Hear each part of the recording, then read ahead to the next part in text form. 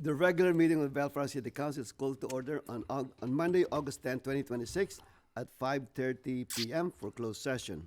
Roll call, please. Councilmember Morse, Aye, or here. Mayor Pro Tem Sanchez, Here. Councilmember Dutton, Here. Councilmember Coops, Here. Mayor Santinas. Here. All right, closed session items. Mr. Smoot. Thank you, Mr. Mayor. The council recessed to closed session for two items. Items 3A, real property negotiations, and item 3B, real property negotiations, as listed on the agenda. All right, does anyone have any recusals? None? There's no one here in attendance from the public, so with that, we will now recess to closed session.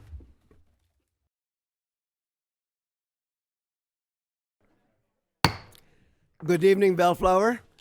The regular meeting of the Bellflower City Council is called to order on Monday, August 10, 2026 at 7:02 p.m. We are reconvening from closed session, and there's no reportable action taken during the closed session.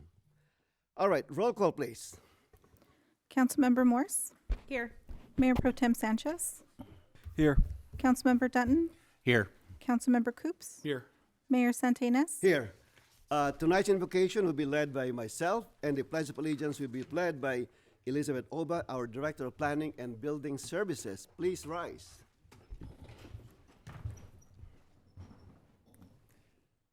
Heavenly Father, we thank you for the gift of life, the gift of community. We thank you for all the blessings you have bestowed upon us. We thank you for our first responders, our members of our military. Please keep them safe as they keep us safe. We thank you for giving us wonderful staff, and they're so dedicated. So please keep them also safe as they serve our community. We're also very thankful for our very responsive and engaged citizens of the city of Bellflower. As we gather tonight, please comfort those who are ill, those who are homeless, unemployed. Give them the blessings and the comfort that they so badly need. Also, since the school starts in the next couple of weeks, the next couple of days, please provide a safe and healthy environment for our children so that they can learn as much as they could and learn and be the best persons that they can be. As we gather tonight, please give us the wisdom, enlighten us, and guide us so that we can decide what is best for our city. We ask all of this in your mighty name, and together we say, Amen. Please place your right hand over your heart and face the flag. I pledge allegiance to the flag of the United States of America and to the republic for which it stands, one nation, under God, indivisible, with liberty and justice for all.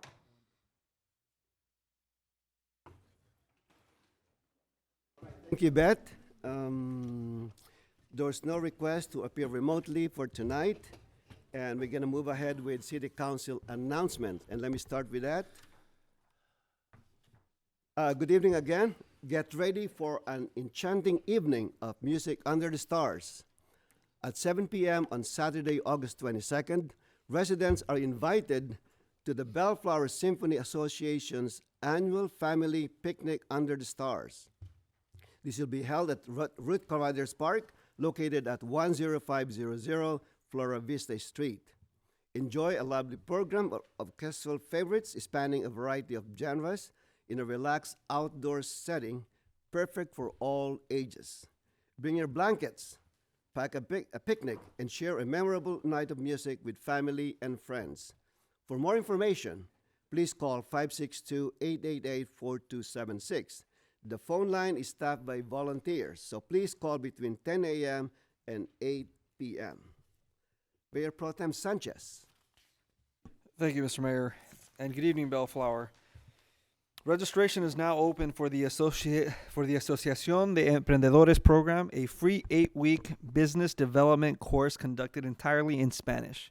Class will be held on Tuesday from September 1st through October 20th from 5 to 7 p.m., offered in partnership with Heart-Centered Leadership. The course provides aspiring and existing business owners with the tools and guidance to launch, strengthen, or grow their business. For more information, please call 909-601-0092. El periodo de inscripción está abierto para el programa de Asociación de Emprendedores, un curso gratuito de desarrollos empresarios de 8 semanas impartido completamente en español. Las clases se llevarán a cabo los martes del 1 de septiembre al 20 de octubre, de las 5 p.m. y 7 p.m. Ofrecido en colaboración con Heart Centered Leadership, el curso brinda a los aspirantes y a los propietarios de negocios existentes las herramientas y las orientaciones necesarias para iniciar, fortalecer o expandir sus negocios. Para más información, por favor, llame al 909-601-0092. Thank you, Mr. Mayor. Thank you. Gracias, Mayor Pro Tem Sanchez. Councilmember Wendy Morse. Thank you, Mayor. Good evening, Bellflower. As we prepare for the start of a new school year, I want to wish all Bellflower Unified School District students, families, teachers, and staff a successful and exciting year ahead. With classes beginning on Monday, August 17th, the city encourages everyone in our community to help keep our students safe. Please slow down in school zones, watch for children walking and biking, obey all posted traffic signs, and remain alert at all times, but especially during morning drop-off and afternoon pickups. A new school year brings new opportunities, and we can all play an important role in creating a safe environment for our students.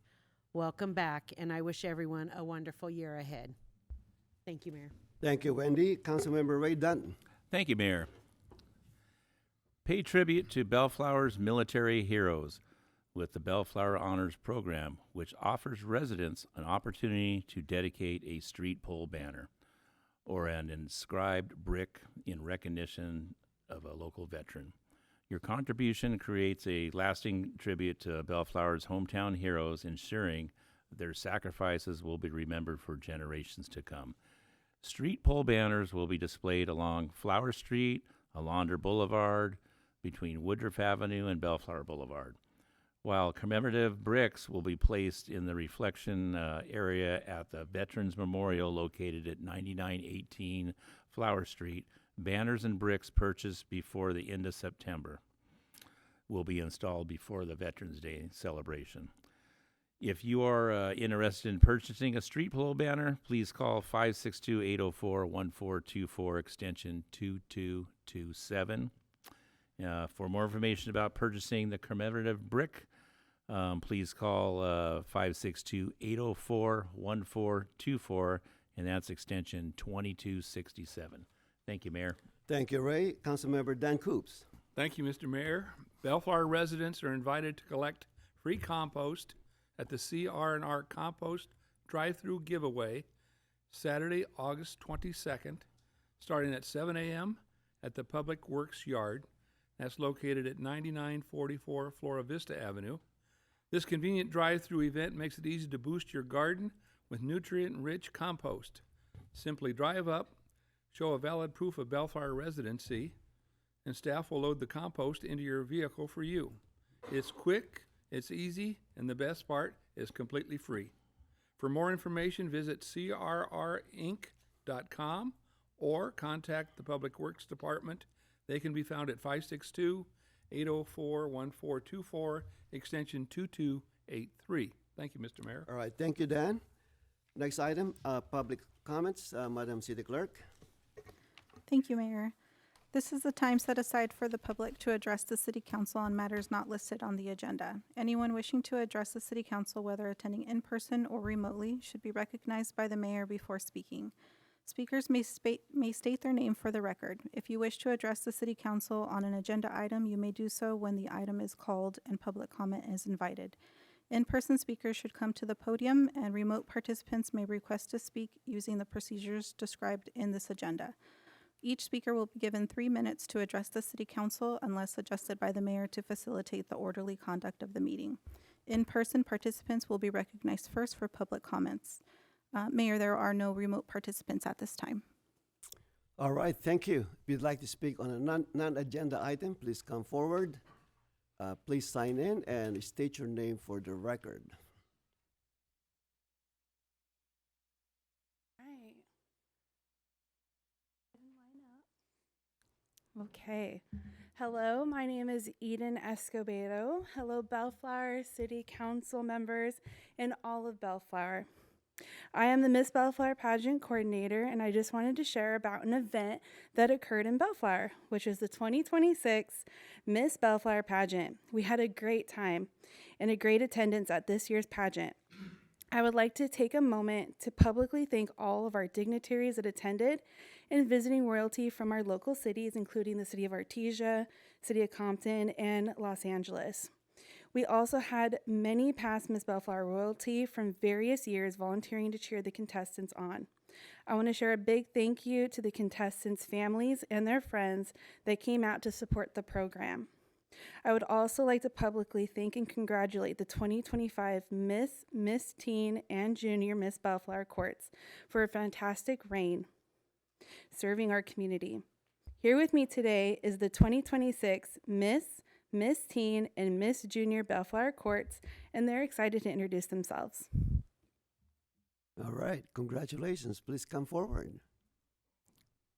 Hello, my name's Gitsalia Leah Amesqua, your 2026 Junior Princess, and I'm super excited to be here. Thank you. Oh, thank you. Congratulations again. Hello, Bellflower. My name is Gia Gardea, and I am your 2026 Miss Junior Bellflower Princess. I am very excited to be representing my community. Oh, thank you. Hello, Bellflower. My name is Sydney Rivas. I am your 2026 Miss Junior Bellflower Queen. I'm so excited to represent my community. Thank you. Thank you. Hello, Bellflower. My name is Ella Saucedo. I am the 2026 Miss Bellflower Teen Princess, and I am very excited for my reign. All right, thank you. Hello, Bellflower. My name is Olive Belger, and I'm your Miss Teen Bellflower Queen, and I'm so excited to be representing my community on this court. Thank you. All right, thank you. Hello, City Council. My name is Miley Luong. I am your Miss Bellflower Princess, and I'm extremely excited to be representing Bellflower this year. Thank you. All right, thank you. Fellow council members, can I indulge? Because I missed the pageant. I was in a convention. Can we have photos with them? Of course. Are you okay with that? Okay. Don't sit down. We got pictures. Can we invite you to have a photo?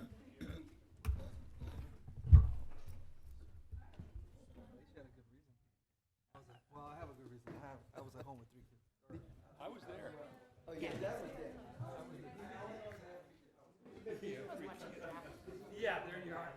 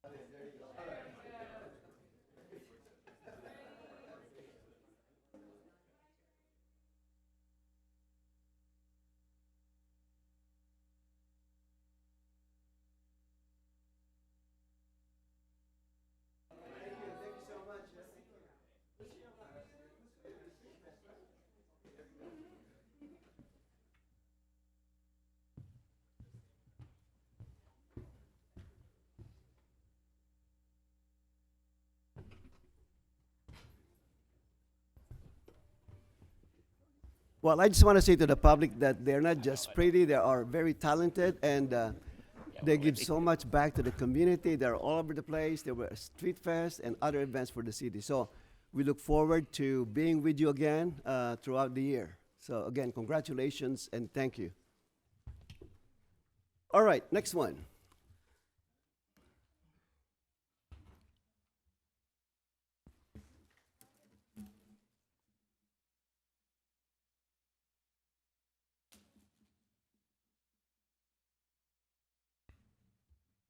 Good evening, Mayor Santa Ynez and council members.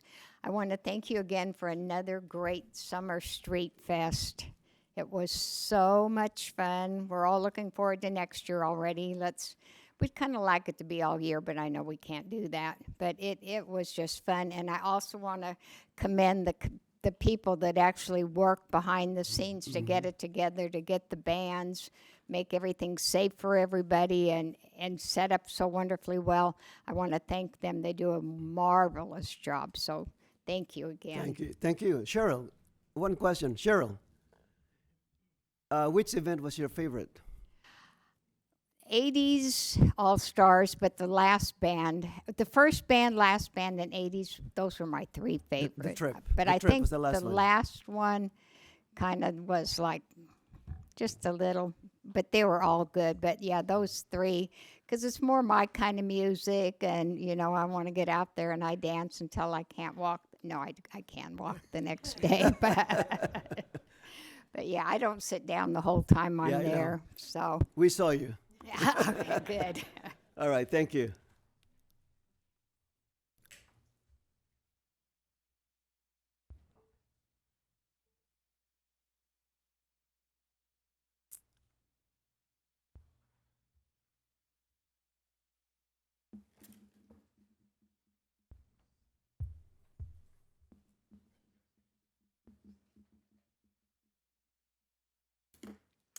Hi, my name is Joyce Van Steen. I don't know if you remember me, but I've been here a couple times about my block wall that was leaning. And I didn't know what I was going to do. But I wrote a letter, and I timed myself doing it, and it's a little over 3 minutes, so or however much time we're allowed to have. So I'm just going to wing it and say I appreciate it. Everybody's done for me, especially Andrew at Kingdom Causes. He got together and got a group of volunteers, and they came out and knocked that thing out in a day. And the next day, I had a new fence put up by a volunteer fence company in Irvine. So I wish I knew all their names, but I've done the best that I could down here, and I'd like to leave you guys a copy of it. So that I named a few people that I wanted to thank. I can't believe I got it for nothing. So now I'm on the volunteer list, so I'm going to be doing some yard work for somebody or something that I'm capable of doing. But it's a beautiful fence. Anybody that wants to go to Riverview Park, they can go back there and see it. It looks really nice. It's the newest one, I think, on the entire street. So anyway, I just wanted to thank everybody for letting me come in here and talk and helping me get through this crisis. So I'm looking for carpet next, because mine's about 30 years old, so, and anyway, I'm just kidding. Well, Thank I'm you. glad it worked, and thank you so much It for. worked out so great. I can't believe I stressed over nothing, really. It Okay. didn't feel like nothing at the time, but anyway, thank you so much. And also, thank you for posting on social media. I got a phone call about your post, and I read it. Oh, good. Okay. I'm trying to tell everybody. It's just, if they don't take the time to come down here. I'm nervous as heck to get up and talk in front of anybody, but the outcome was so great. It's worth it. Okay, great. Tell them we don't bite. Oh, you have to tell everybody. All right, thank you. Wonderful shirt, by the way.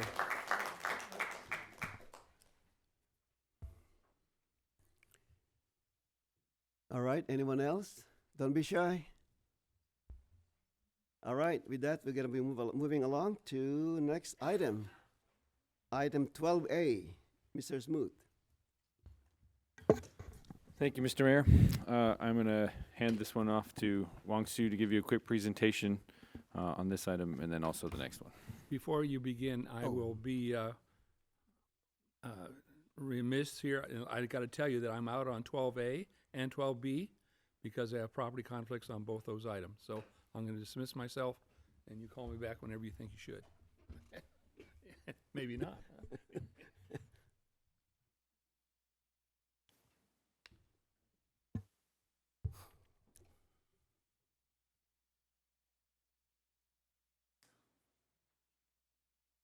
Mr. Lee, the floor is yours.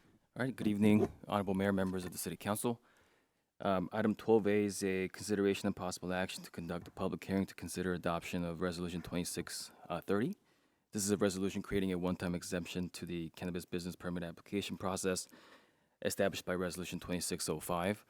This item is coming back to the City Council as the City Council directed staff to bring back an item to temporarily pause the selection process for a cannabis business permittee under the current city's cannabis regulations. This comes after the July 13th public hearing, which OTC Bellflower was selected as the permittee.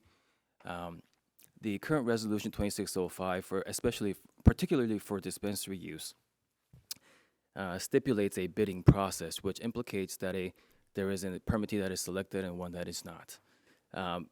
In order to move along with this expeditiously, given that there was another applicant that met all the city's requirements under the cannabis regulations, City Council requested that we bring this back. What this item would do is it pauses the current process established by 2605, which would open the pathway for the issuance of a CBP for Herb's Diner, who was deemed complete but was not selected. And so with that, I didn't have any slides today for this presentation, but with that, the staff's recommendation for this item is to open the public hearing, take documentary and testimonial evidence, and after considering the evidence, adopt Resolution 26-30, or alternatively discuss and take other action related to this item. That concludes my presentation. I believe Mr. Larry Thacker is here as well. Thank All you. right, thank you, Mr. Lee. And before we go into the discussion of this item, I want to disclose that I had an ex parte communication with Mr. Larry Thacker of Herb's Diner and Mr. Tax Sato of Steezy. So these two items, 12A and 12B, are related, so I'm kind of disclosing it now. So also in one of the additional supplemental information we provided to us was an email from Mr. Sato of Steezy. It's given by the city clerk to all of us. So basically, after discussion with Mr. Sato, I directed him to communicate with the city manager. And I would ask city manager to kind of discuss that sometime during this meeting. All right. Any question of Mr. Lee?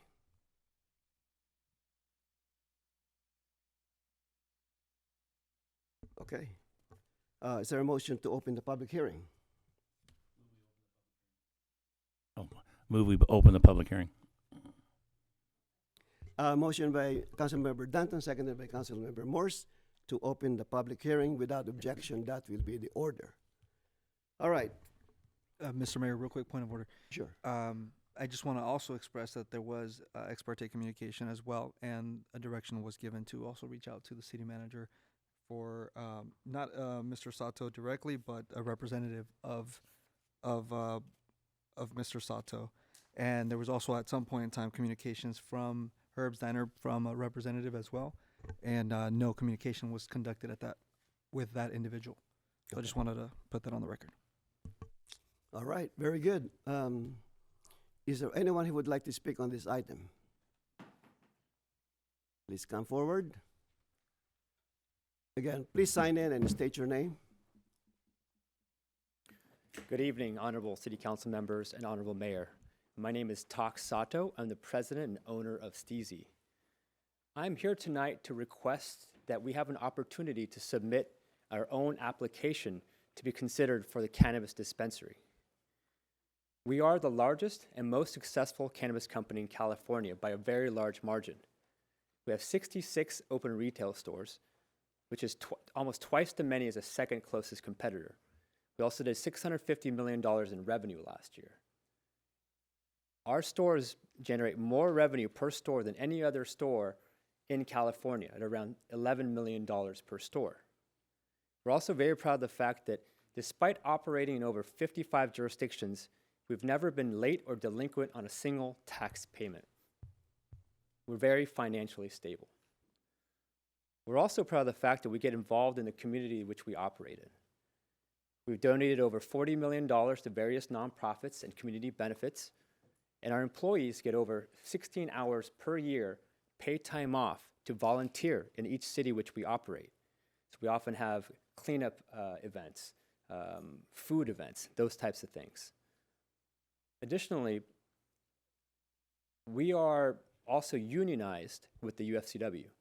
We are one of the few cannabis companies in California to have a global collective bargaining agreement with the UFCW, which guarantees a living wage, paid for medical, dental, and vision benefits.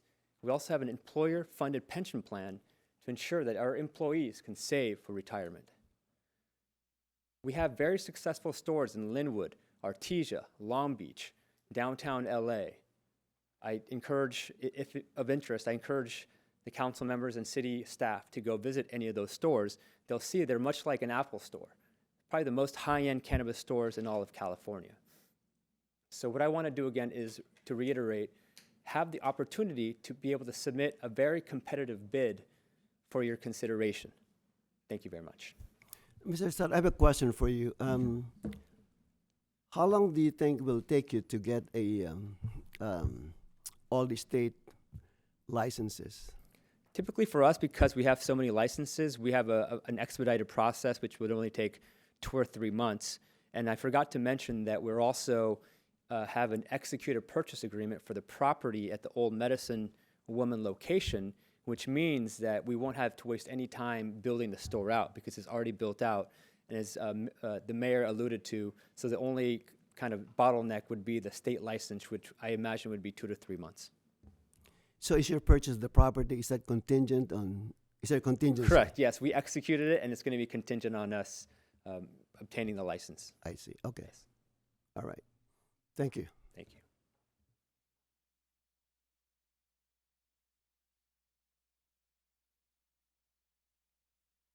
Hello. Good evening, Mayor and City Council. My name is Andrew Hauserman. I'm a union representative with UFCW 324.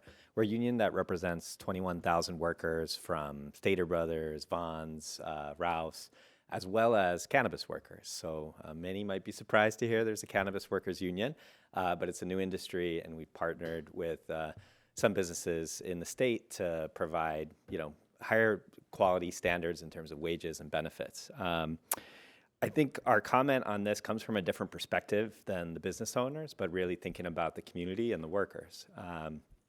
Unfortunately, I think when cannabis first started, the expectation was this was they called it the green rush, right? That there would be endless money. These stores were printing money, and it would be super easy to run them and make a profit because there's a limited number of licenses, right?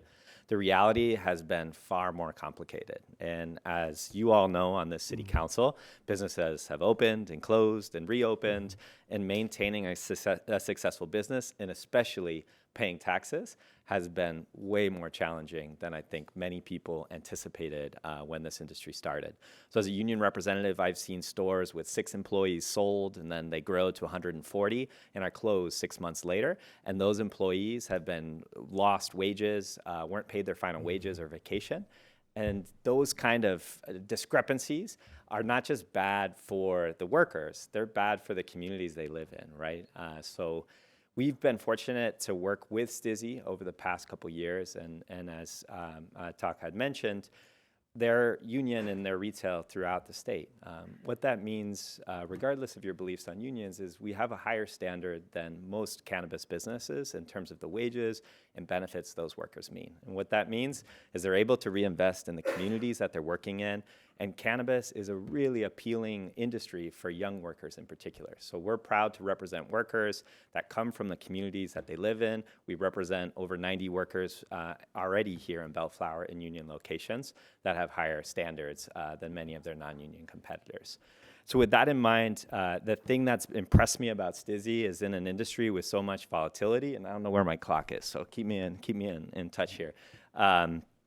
With so much volatility, they've been consistent and grown.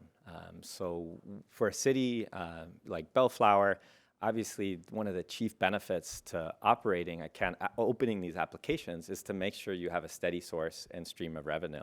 And even with operators that I think in the best place in their heart want to do the right thing, many are having a hard time paying their city taxes. And you all know this from experience. So I think it would be a mistake for the council to move forward with another application with at least sticking to the process you already have and creating an opportunity for a good employer that provides stability, not just for the workers, but for the community and for you all in the city side on a revenue perspective. So I wanted to share our perspective as a union because unfortunately we've seen the dark sides of this industry and employers that are exploiting workers in the communities, avoiding taxes intentionally. And that's not the case with Stizzy, and we've been proud to partner with them. And I can tell you, it's not true when we say that of every company, so it's certainly something we wanted to share that message and hope you can all take it into consideration. If nothing else, at least giving them the chance to apply, make sure that you all have another opportunity to provide steady revenue and support for your community, and hopefully provide more and better services. I live just down the street in North Long Beach, and I spend a lot of time in the steel craft. You all have done an amazing job developing and providing. My in-laws, my sister-in-law lives right here on Maple Street, so I'm in Bellflower a lot. The city's made a lot of progress, and I think Stizzy can contribute to that and provide some good, steady jobs for people here in the city of Bellflower that we can all be proud of. So appreciate your time and consideration, and thank you all so much. I have a question. Sure. So which one is better, Steelcraft Bellflower or Steelcraft Long Beach? Well, you know, I live about 3 miles from Steelcraft Long Beach and probably 6 miles from Bellflower, and it's tough. I want to say Long Beach, but no, it's Bellflower. It's way better. It's just a lot bigger. I got a 2-year-old and a 3-year-old. There's a better space for them to run around. I'm not worried about them running out onto Long Beach Boulevard and getting hit in Bellflower. So you guys got a better one, that's for sure. All right. Just don't tell them in Long Beach, all right? Okay, we won. Thank you. Mr. Mayor, I want to thank Andrew for coming up because I couldn't remember his name, but that's who I had the ex parte communication with. Oh, okay. So, Andrew, Okay. I apologize. I couldn't remember your name.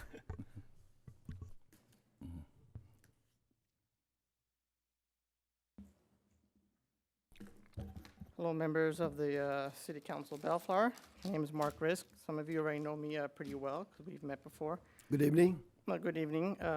So I come today for the second time to express my dissatisfaction with this. I'm very disappointed in you. You're supposed to be our leader, supposed to set a moral example, and sadly you failed in this. I'm very disappointed in you guys. I thought you were better than this. You live in a city that brags about having churches on every other corner, and now you're going to bring these establishments that are going to put in a darker element into our beautiful and wholesome community. And the place that you're going to consider is very close to an establishment where I get my medication. Actually, today I went to that place, the CVS down Alondra, to pick up my medication that I have every month, my thyroid medication. But that's another issue. I'm going to present to you 3 particular points that I want to put into consideration. I did some research about when the measure was first passed with this, and it was back in an odd number year, which that's when most elections do not happen, in the springtime.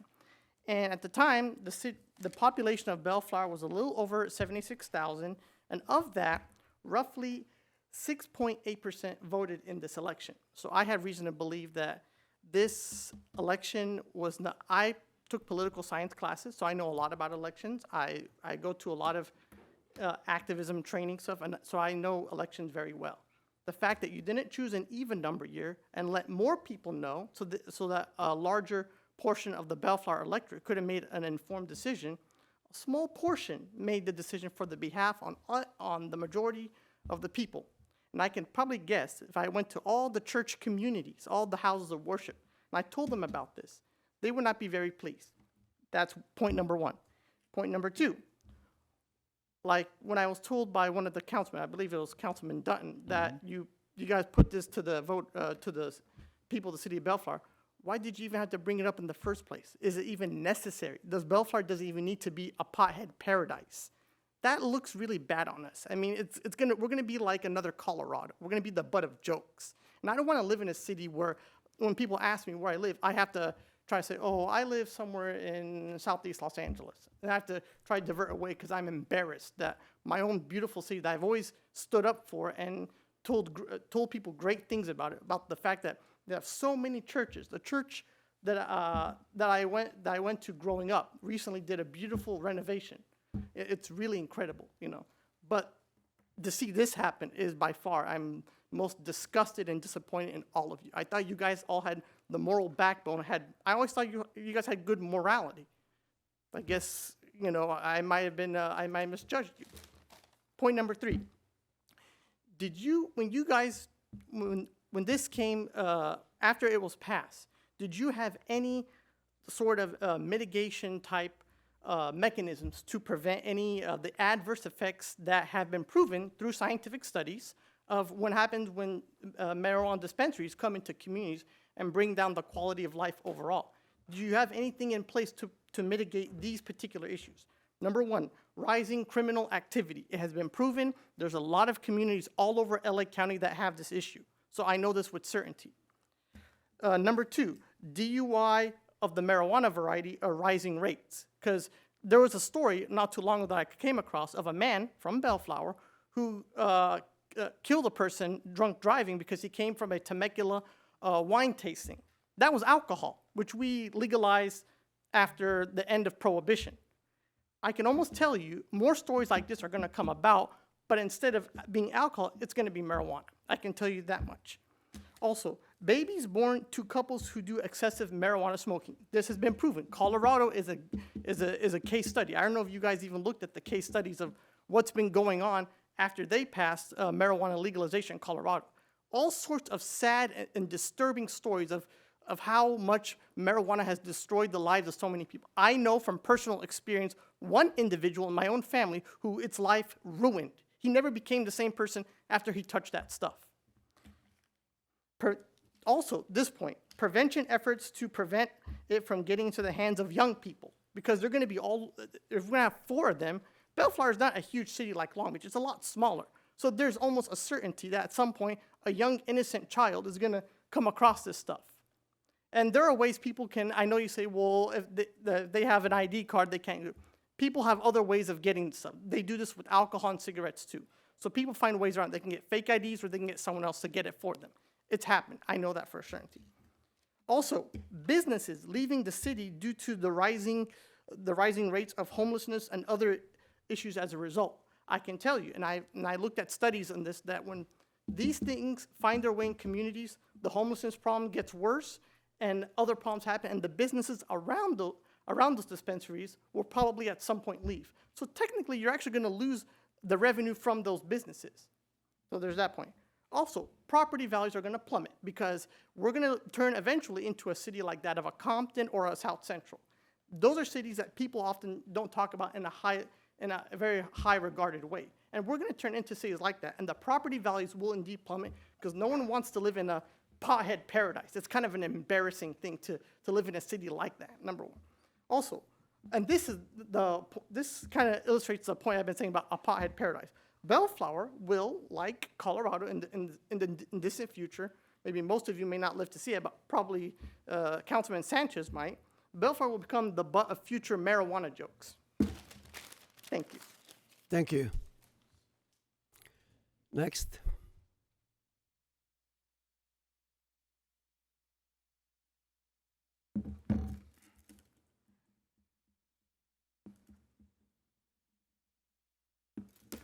Honorable Mayor, City Council, City staff. Hi, Larry. Hi, my name is Larry Thacker. You guys all know me. I've been here multiple of times. I'm here tonight asking that you pass 12A. You know, we have been a part of this process for many years. For the past 8 months, 9 months now, we've been trying to resurrect that location and believe that we have the opportunity to bring it into fruition faster than anybody else can within the city. You have been very clear in this process over this last 8 months to see companies coming in at the last day trying to make changes to that. I don't see that really being, they've had plenty of opportunity to come into this process to submit an application previous to this. You know, I have, as you guys know, I've been working with you guys for 9 years. We want to continue to work with you. We want to continue to develop a new business within the city, one that we think will be very successful. What we're asking is to move our application forward as we have been working on for this past 8 months and again, believe that we can turn around and be open prior to anybody else, and generate those tax dollars that is desperately needed. So I welcome the opportunity for any questions and just hope that we're able to move forward. All right, thank you. Any question of Mr. Thacker? Yes, Mr. Mayor. if I may. Sanchez. Thank you, Mr. Thacker. Could you, in a brief sentence, just rebut some of the items that were mentioned previously by a previous The previous from speaker? the speaker? Well, I want it to be coming from an expert. You're being put on the spot. I'm putting you on the spot. yes. So, there was a multiple of things that were discussed tonight. In terms of moving our project forward, we believe that our project can move forward very rapidly because we operate in an existing location. You heard tonight lots of representations about things that these companies are doing for people. I'm not going to sit there and directly contradict any part of it other than to say I've actually been on the other side of a Stizzy acquisition. I've actually seen what happened. Mr. Thacker, I meant the immediate previous speaker, the one talking who about was negativity. against cannabis? About cannabis being negative. Sorry about that. That's okay. Excuse me. You're all right. I quite frankly, I couldn't disagree more with what was If you don't mind spoken just up here. providing expert opinion on it, if just In my expert opinion, the things that were described that will come to fruition is not a reality in cannabis today. In reality, cannabis today is very safe. We are a large employer within the state of California. More and more cities continue to bring cannabis in. And quite frankly, as we all know, if you don't have a legal cannabis program, you have an illegal program operating. I can see that up in the cities that we've operated in. One example had 117 illegal operations in place, okay? They shut every one of them down and opened up 16 new ones, all legally operated. Today, there's no illegal operators that are known operating in that city. But people will still drive in. If you guys don't think that illegal operators aren't delivering cannabis in here or aren't still operating, it's just not correct. So the fact of the matter is that turning around and developing a legal program turns around and reduces the black market. It gives a safe option for your constituents that have decided in multiple different votes that cannabis is something that they want in a safe and regulated way, which I believe you guys have done. thank you, sir. Just a follow-up question to that one. In the cities that you operated, did you notice any kind of decrease in property values? No, no. In reality, as there's probably a couple property owners that can say, having a cannabis business actually improves the property values, and you could bring in neighbors, and it's not just from Herb's Diner location. I've actually heard it from other people in here. The neighbors, they like the cannabis businesses next door. There's security, there's camera systems. We're walking employees to cars. So in reality, I believe that we're a good neighbor to have. All right, Okay. thank you. Thank you very much. All right, anyone else? Mr. Mayor, we do have some remote participants now, if we will give them just a moment Okay. to raise their hand if they would like to speak Can now. we see them on the screen here? I believe we can project can, that okay. for you. It's our first time, right?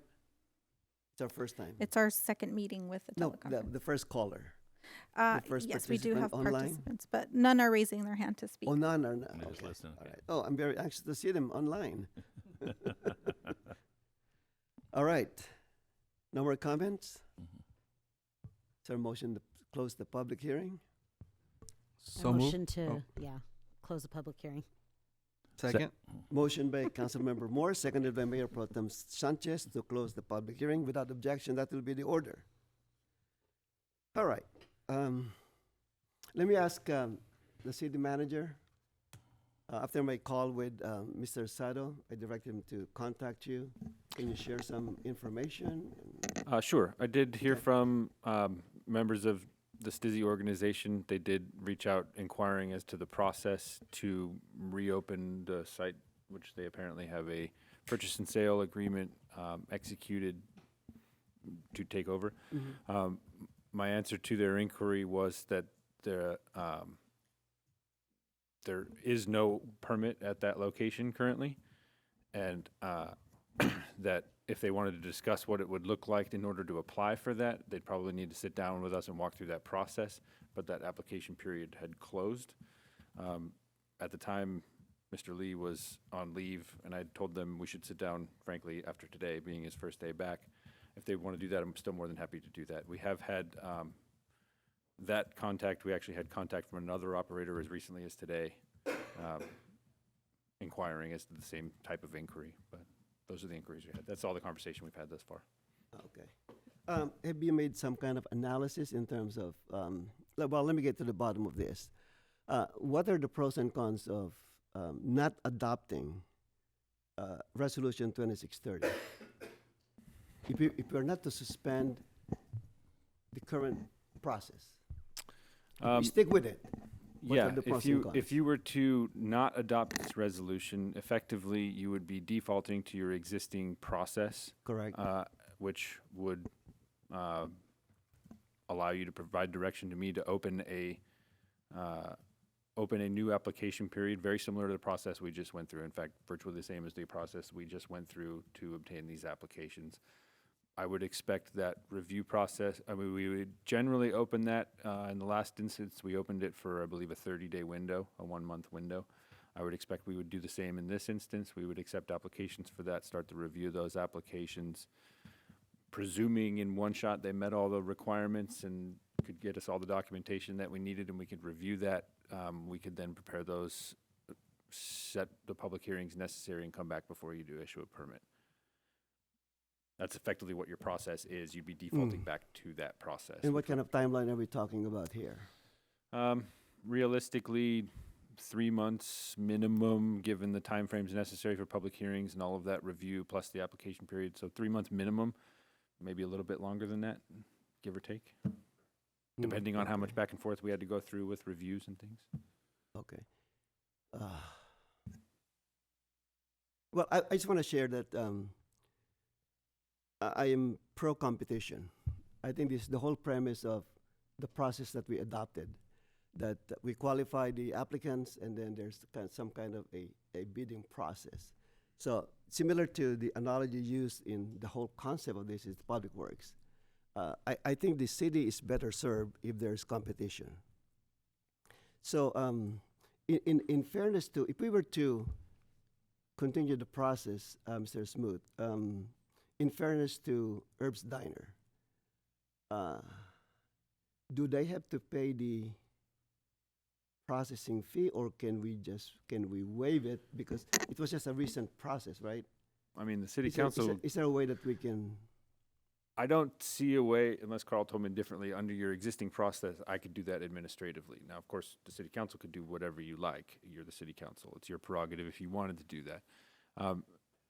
Ostensibly, their application process, I mean, would be exactly the same. I don't expect it to change, but of course, that's up to them. The review process on our end would virtually be the same. If the city council wanted to waive that, you could do that, or if you wanted to charge them, say, the staff time necessary for us to do the review because the review is limited, you could do that. There's any number of ways. But your existing process as it stands, yes, you would have to, it would require the payment of those application fees as it stands currently. But in this case, since it's just kind of a recent process, can the city waive the fees paid by Herb's Diner? If the city council desires to do that, most certainly you can do that. Okay. Yeah, because at this point, I'm not saying no to Herb's Diner. I'm not saying yes to Stacy. I just want to, from my perspective, I just want a competition. Because I think the city is better served if we do that. All right, any comments? May I? Sure, absolutely. So, Councilmember Dunn. Herb's Diner's been courting us, I believe, since January. It's August now, so it's 8 months. Just heard from the city manager to go through the process. It's a minimum of 3 months to go. In the process, since January, we lost the deli, we lost a cannabis grower, and we lost Medicine Woman. Problem with government sometimes is it's not decisive enough to make a decision. We've been courting this cannabis stuff for way too long. We have a store that went out. We have a store that was a cannabis retailer. We have a property owner that owns it that wants to make it a cannabis store again. He followed everything that we told him to follow at our telling him what to do and go through the process. In the meantime, we lost one other retail, cannabis, and that's what happened. We happened to put it out to bid. We had 2 people apply. One of the outfits got it, they didn't, but we have another cannabis permit available. For the city to get on track and get the thing filled, get it cannabis retail open and be decisive and try to start recouping our money. Not talking about the money that was not paid in taxes that is still owed to us by the previous people. You know, there's probably taxes due from the cultivator and taxes due from both of the retail cannabis dispensaries that went out. When are we going to say, hey, this is what we need to do, and then move on to the next one? As a councilman up here, and you drag, it's just no different than dragging a developer and stringing out a developer, on and on again. Spends a lot of money to come here to hear a council that's undecided and not decisive in what they do. Me as a businessman, you want to do business, and we want to be business friendly. This is not the way to do it. As the mayor said, it's always about the money to the mayor. He's preached over several years, right? and I was always there too. But there comes a time, as doing business, you have to actually do business and move on, and see what happens. The cannabis dispensary that we just awarded 2 weeks ago. Was it 2 weeks ago or whatever? 4 weeks. 4 weeks ago, we missed him. Yeah, we had a bye weekend. Yeah, a little vacation. We had a nice break. Who's to say? They got. They're 4 months away probably. In the cannabis. We have a store that's built out. We have a store that's already got permits ready to go. Has the attorney to send everything through the state, and if I recall, I thought it was like 6 weeks is what they thought it would be to get it done. I just think as a council, we owe our residents. We have to be decisive. We have to get things moving, and it's not just kicking the can down the road. We do that a lot up here. We have to have decisiveness and get the award a permit if we decide to do that. But we need to fill these holes that we got. We're not doing any good up here. Waiting since from January to August, and we're still trying to figure it out. I get, Sonny, I understand where you're coming from, but on the other hand, what we're doing to applicants isn't fair, and it's not good business. Okay. That's all I have to say. All right, thank you. Yeah. Councilmember Morse? Nothing. Okay. Mayor Pro Tem Sanchez? Oh, yes, thank you, Mr. Mayor. 2 really good points on both sides. At the last meeting, I think I may have been the one to voice that if there was no other interest for the sake of saving time and saving staff time and just, getting it done, to Mr. Dutton's point, being decisive, it made sense to bring back both item 12A and 12B. However, since that happened 4 weeks ago, not only is there an interested party in Stizzy, but you just heard from the city manager that there's another interested party. So with that said, I would be going against my own words to approve 12A. If there's competition, there's competition. If there's other interested parties, then our process has to take place, is the way that I feel.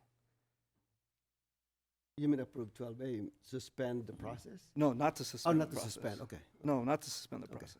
So we cannot, in my opinion, adopt 12A because it would contradict my comments. If my comments were simple. If there's no other interested party, let's get it done, right? That was my comment. There's at least one other interested party. The city manager alluded to another interested party. That's 2 additional people or interested parties. We have to have the process, in my opinion, at that point, because we have to have a bidding process. Well, I would like to say something. Go ahead. But- Are you done? No, I'm But not. during this process, I'm sorry, during this process though, nobody else came forward except for the 2 off the charts. They were the ones that went through the whole process. So I understand where Ray's coming from. They were the 2. Right. And they did everything. And again, what they were directed to do, then came back, went through a whole, and we pushed them to the next council meeting. Which but was no one my- else ever came forward or ever came to the table to say, hey, I'd like to try this. Right. So I'm kind of, where were they then? That I don't know. Well, We would have to ask. I think there was a difference. We pushed the meeting because the applications were deemed incomplete. Right. The first But they were time. the only applicants. Yes, right, So at that time. it was public knowledge that there Mhm. were the opened application process, and then those are the 2 that fully came forward and did all the vetting process. Right. No one else. Right. And then here we are. And the only reason we're here even now is from one ended up coming available and et cetera. Right. But I concur, again- and that's why at the last council meeting, I was willing and ready to conduct or adopt 12A, which would be eliminating our process temporarily and going ahead and issuing that other license, right? If there's no other interested parties. The other comment I was going to say, though, I also concur, it is not fair for the other applicant that submitted in this previous process. I would not want them to have to pay fees again. I would not want them to have to go through all that all over again. They just conducted it. I say we find a way to keep that active if we were to do an extension of the app or reestablish, not reestablish, but reopen. It's not even reopen because it's its new license, essentially. It's a new process, if I'm not mistaken, right? That license going away from one of the retailers or being suspended, revoked, created the new process. We were going to suspend that process. And I was willing to do that should there be no interested party. But if there's other interested parties, then in my opinion, we should have the process. It's the fair practice, in my opinion. Does that make sense? Like if today there was no one else interested, then let's suspend the process. But there are interested people, so how do you know? What do you tell Herb Steiner that's been trying know. to do this for 9 months? I know. The only thing I can say is we try to find you a can sleep fair, tonight? You can sleep over there we with can that? find a fair process for it. Well, You can sleep with that. Okay. if let's say we didn't have another permit available at this time, let's say it's 2 months, 3 months from now, we're gonna go through the same process anyway. Correct? sorry. It just happened that the If you permit had was one permit revoked. open, if we had one permit open, remember, the way this all started, had one vacant permit At the time. when we started the process. Right. Mhm. We, you all, went back and forth discussing what you wanted that process to look like because it's not common because we have a limitation of 4 permits in the city and have since the start of this, that you have one of those vacant. In fact, this might have been the first time, to my knowledge, that we had a vacated permit Yes, in any it is. capacity. Yeah, it was. So establishing what that process looks like in the fairest way possible that maintains the city's ability to guarantee its revenue, you all went back and forth and established this application process. Once we did that, adopted that resolution, you directed us to go out and open that application period. We did that. We opened that application period out to the public. We put it on our website. We actually reached out to cannabis retailers that we knew of in the state and that had other permits in other areas and other people that have inquired with us in the past and said, hey, this application period is open. If you'd like to inquire with us, discuss with us, we're open. Here's the information. Some reached out to us, asked questions, did not apply. Some reached out to us, asked questions, did apply. We had those two applications for that one permit. While you were going through this process, the city council revoked a second permit. Ostensibly, you have two independent processes happening at the same time. So the normal process would be for that second permit opening, we would open a new application period. Right. But because these two processes somewhat overlapped, for expedience, you all gave us direction, hey, we have two applicants, we now have two permits, we did not at the start of this. So if that second application hadn't become vacant, you might be issuing one permit and moving forward, and then later on, when a second permit is vacated, you'd be going through a new application process. That would be your normal process in this instance as well. However, because they overlapped, you gave us direction to expedite it as much as possible. And that's why we're here before. But that's not to say that there hasn't been interest. We only received two applications during that process. Right. And Mr. City Manager, if I would, if there was no second or a revocation of an existing license, this process wouldn't even be happening. We wouldn't even be having a conversation, correct? The decision, if we had only issued one license, which is what we did at the last meeting, we issued a license. Had there been no revocation of Medicine Woman, If the second revocation didn't happen. if the second revocation did not happen, yes, right, we wouldn't even be having a conversation right now. No. If In that fact, you'd revocation happened months from now, a year from now, You'd probably be we'd have to having reopen a process. You'd probably be correct? having a very similar conversation, although Right. Your resolutions give me the authority to open that application process and process those applications when a vacancy happens. We'd probably be having a very similar conversation with you about, do you want to proceed with the same process? Ostensibly, if that were, hypothetically a year from now, 2 years from now, whatever it is, we might want to have you review that. But given that these things were so close in proximity, It's muddy. unrelated and, unconnected in any way, but overlapping as far as time frame goes, you gave us direction to bring you back this resolution. If the council wants to not do that, your process still remains in place, and we go through the same thing just as we would any other time. But, as I said, that is going to take us time in order to do that. Keeping in mind, if you open a new application process, potentially, depending on who's applying, and I couldn't tell you how many applications you're going to get, even though we've had two interested parties expressing some form of interest in applying in some capacity, maybe they come apply, maybe they don't, during that application period.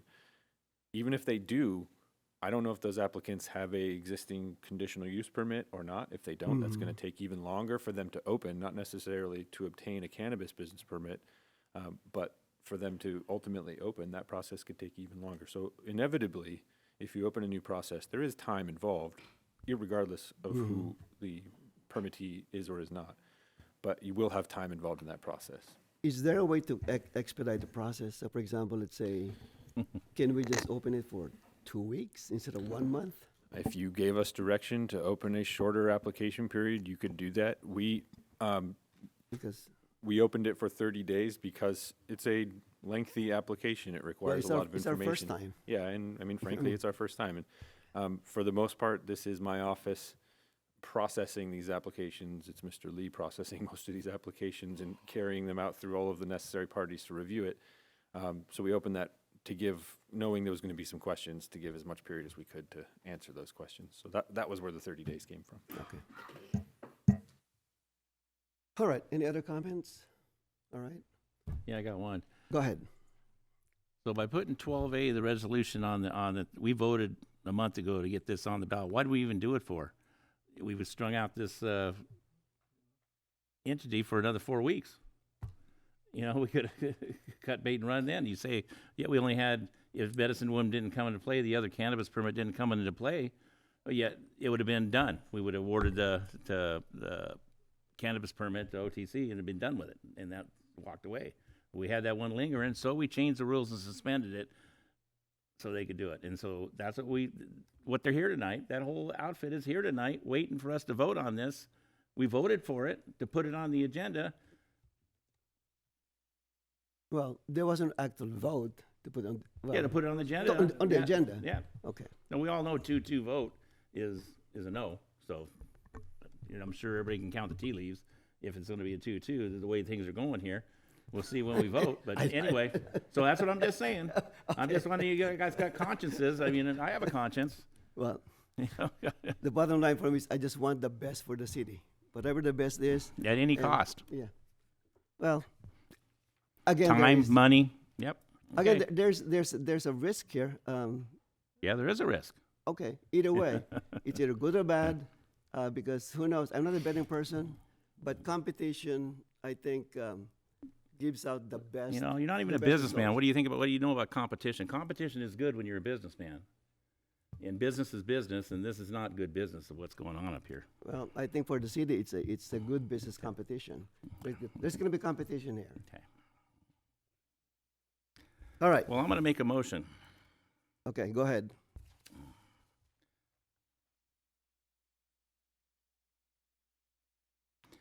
I'd like to adopt resolution number 26-30. This is my motion. Second. Motion by Councilmember Danton, seconded by Councilmember Morse to adopt resolution 2630. Roll call, please. Councilmember Morse? Aye. Mayor Pro Tem Sanchez? No. Councilmember Dutton? Aye. Mayor Santinez? No.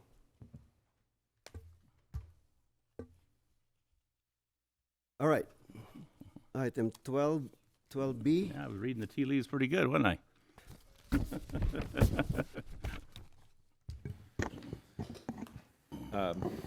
Mr. Mayor, I think we can remove item 12B at this point because there's no open application, or we need to open an application period based on your process. Okay, all right.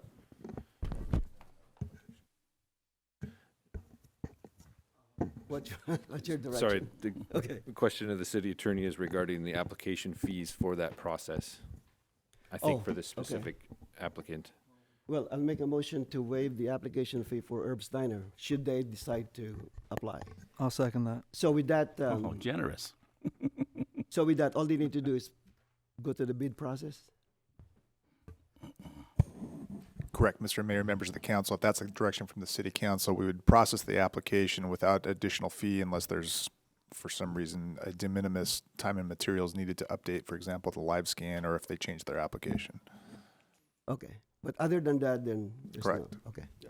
Are you okay with changing the application period to 2 weeks? City manager, is that doable? I mean, certainly from our end, the acceptance of the applications is doable within a 2-week period. That sounds good to me. Okay. All right. Time. Time, exactly. Time. Time, I mean, okay. whatever happens, it'll be open 2 weeks sooner. All right. Very good. Do we need a motion on that? Motion and direction from the council would be appreciated. All right. A vote or without objection? I'll make a motion to limit. So I made a motion for the. Oh, you made a motion. Just amend your motion then. To add the 2-week opening So- application period. To be clear, just the motion on the table is to waive the fees for Herb's Diner should they choose to apply during the process, Unless there's a change. In with the exception of de application. minimis or changes, Okay. as stated by the city attorney, and direct the city manager to open the application for a period of 2 weeks. Yes, that's going to be my motion. Second. You want a second on it? Okay. I'll second that. Okay, roll call, please. Councilmember Morse? Aye. Mayor Pro Tem Sanchez? Aye. Councilmember Dutton? Aye. Mayor Santinez? Aye. All right, so we're skipping 12B, 12C. Can someone call Councilmember Coops?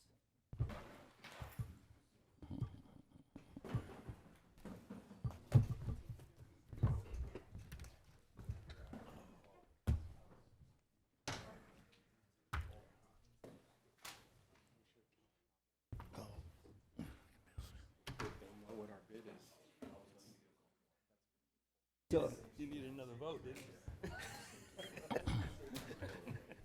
One way or another. why did you have to recuse your?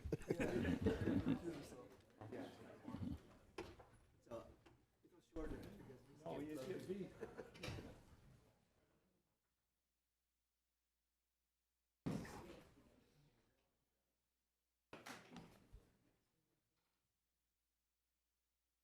All right, let the record reflect that Councilmember Coops has rejoined the City Council meeting. 12C, Mr. Smoot. Thank you, Mr. Mayor. I need to find my place. Excuse me a second.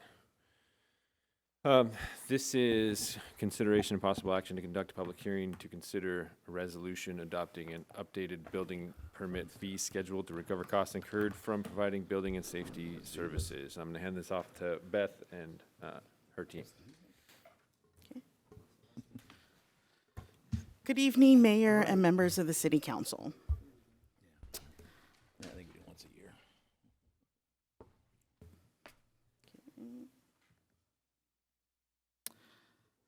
Okay, so for some background on how we got here, back in September of 2024, the city awarded a contract to Wildan Engineering for complete in-house building and safety services. And at the end of September, Wildan took over all of the services related to building and safety. As part of them coming on, they were tasked with assessing current operations, identifying areas for improvement, and to make necessary changes to improve services. As part of this assessment, it was identified that the current fee structure presented several challenges because plan check, inspection, mechanical, electrical, and plumbing fees are collected up front and rolled into one permit fee. It was recommended that these fees be separated to not only address the accounting challenges that we were facing, but to also provide clarity to specific services that are being paid for.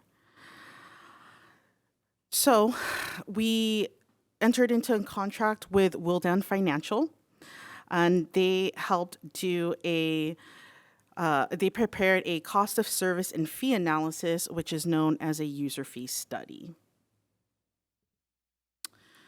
Before getting into the methodology of the user fee study, just as an overview, what are user fees? The city provides two types of fees, two types of services, general services and special services.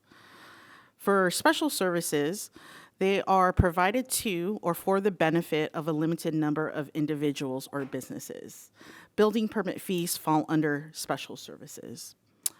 The user fees are charged for special services to recover the city's cost of providing those services. State law requires that the individual use of the service must be voluntary and that fees must be reasonably related to the services provided. So jumping into the user fee and for the methodology of it, the principal goal of the user fee is to determine the full cost of service that the Building and Safety Division provides. To determine the full cost of service, there's several factors that go into that determination. Personnel costs come into consideration, direct departmental cost, and also indirect cost are included.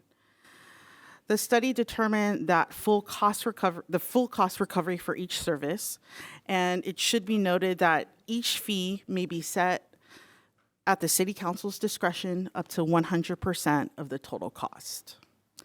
So attached to your staff report is the full study from Wildan Financial Services. As I mentioned before, there's currently challenges with the current fee structure. This slide shows that for plan check review services, for permanent inspection services, and for mechanical and electrical plumbing services, it's rolled into one fee that's collected up front. And what I mean up front is when an applicant submits for plan check, they are paying for essentially all of these services at the time they submit to plan check. There are some issues with that because sometimes the inspections don't come until months later, sometime going into the next fiscal year. So that's what I mean when it relates to accounting challenges. So as proposed, the fee structure reflects a full restructuring of building, plan check, and permitting fees. The notable changes are shown on the screen, and I'll go through each one. The first notable change is that with the proposed fee structure, it'd be bifurcating plan check review and inspection fees. So a separate fee will be charged at the time of plan check.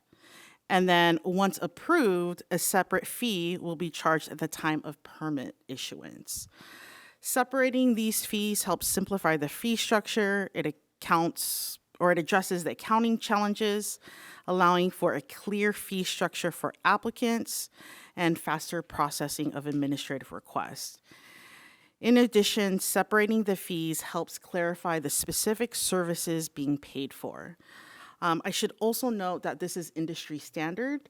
Most cities charge separately for plan check and for permits. The second notable change is establishing separate mechanical, electrical, and plumbing fees based on the specific permit request. So as it is now, there's one combination permit essentially that accommodates for mechanical, electrical, and plumbing, as well as building fees. And that is regardless of the number of fixtures and the type of fixtures. So with this fee schedule, we have separate categories, each for mechanical, electrical, and plumbing. And the cost of each of those fees are going to be dependent on the number and type of equipment that's being installed. This ensures a more accurate cost recovery because the permit and the permit costs are more reflective of the work being done. And again, it provides clarity to the specific services being paid for. The third notable change is establishing plan check and permit fees based on project type. Currently, the fee structure is based on square footage, regardless of what type of project it is. So for example, a cost of a 2,000 square foot residential addition is the same permit fee as the cost of a 2,000 square foot tenant improvement. So as proposed, the fees will still be based on square footage, but they will be separated between residential and commercial, and also by project type. For example, if it's a residential remodel, a commercial tenant improvement, new construction, a conversion, then those are all separated into different fees. Again, this ensures a more accurate cost recovery because the permit and permit costs are reflective of the work being done. And then lastly, the last notable change is that the proposed fee structure clarifies and adds appropriate fire review and inspection services. So we've had a lot of conversation relating to fire review and inspections. We are finding that there's an increase in applicants submitting to the city for review of their fire plans and inspections. The current fee schedule is not reflective of all the services that can be provided. So as proposed, there have been added fees that relate to fire, and this will help appropriately account for cost recovery.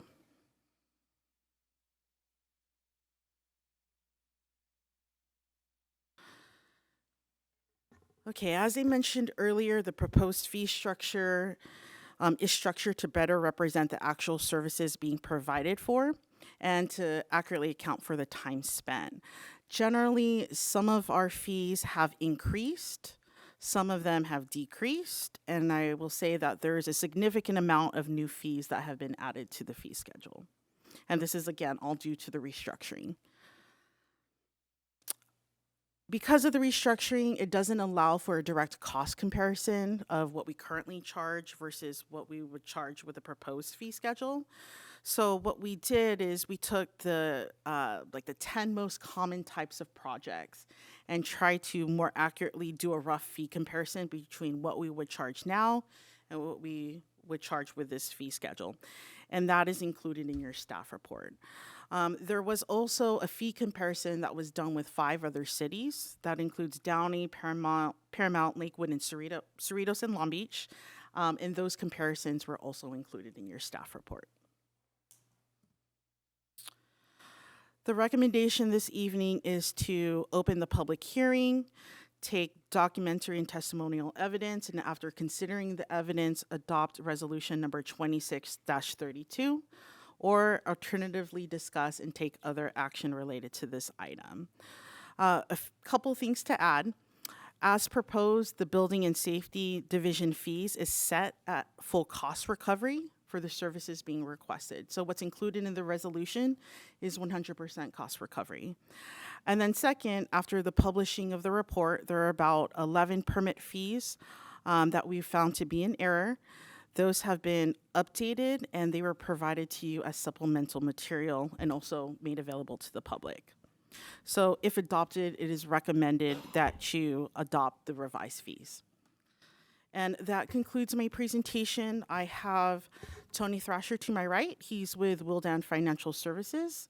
He can help answer questions as it relates to the user fee study, the methodology that was involved, and to get some better background on how we came to these numbers. And then across from me, I have our building staff, Alan Cook, our building official, Tony Weimholt, one of our plan checkers and inspectors, and they also helped heavily and worked closely with Tony and myself on putting together this fee schedule.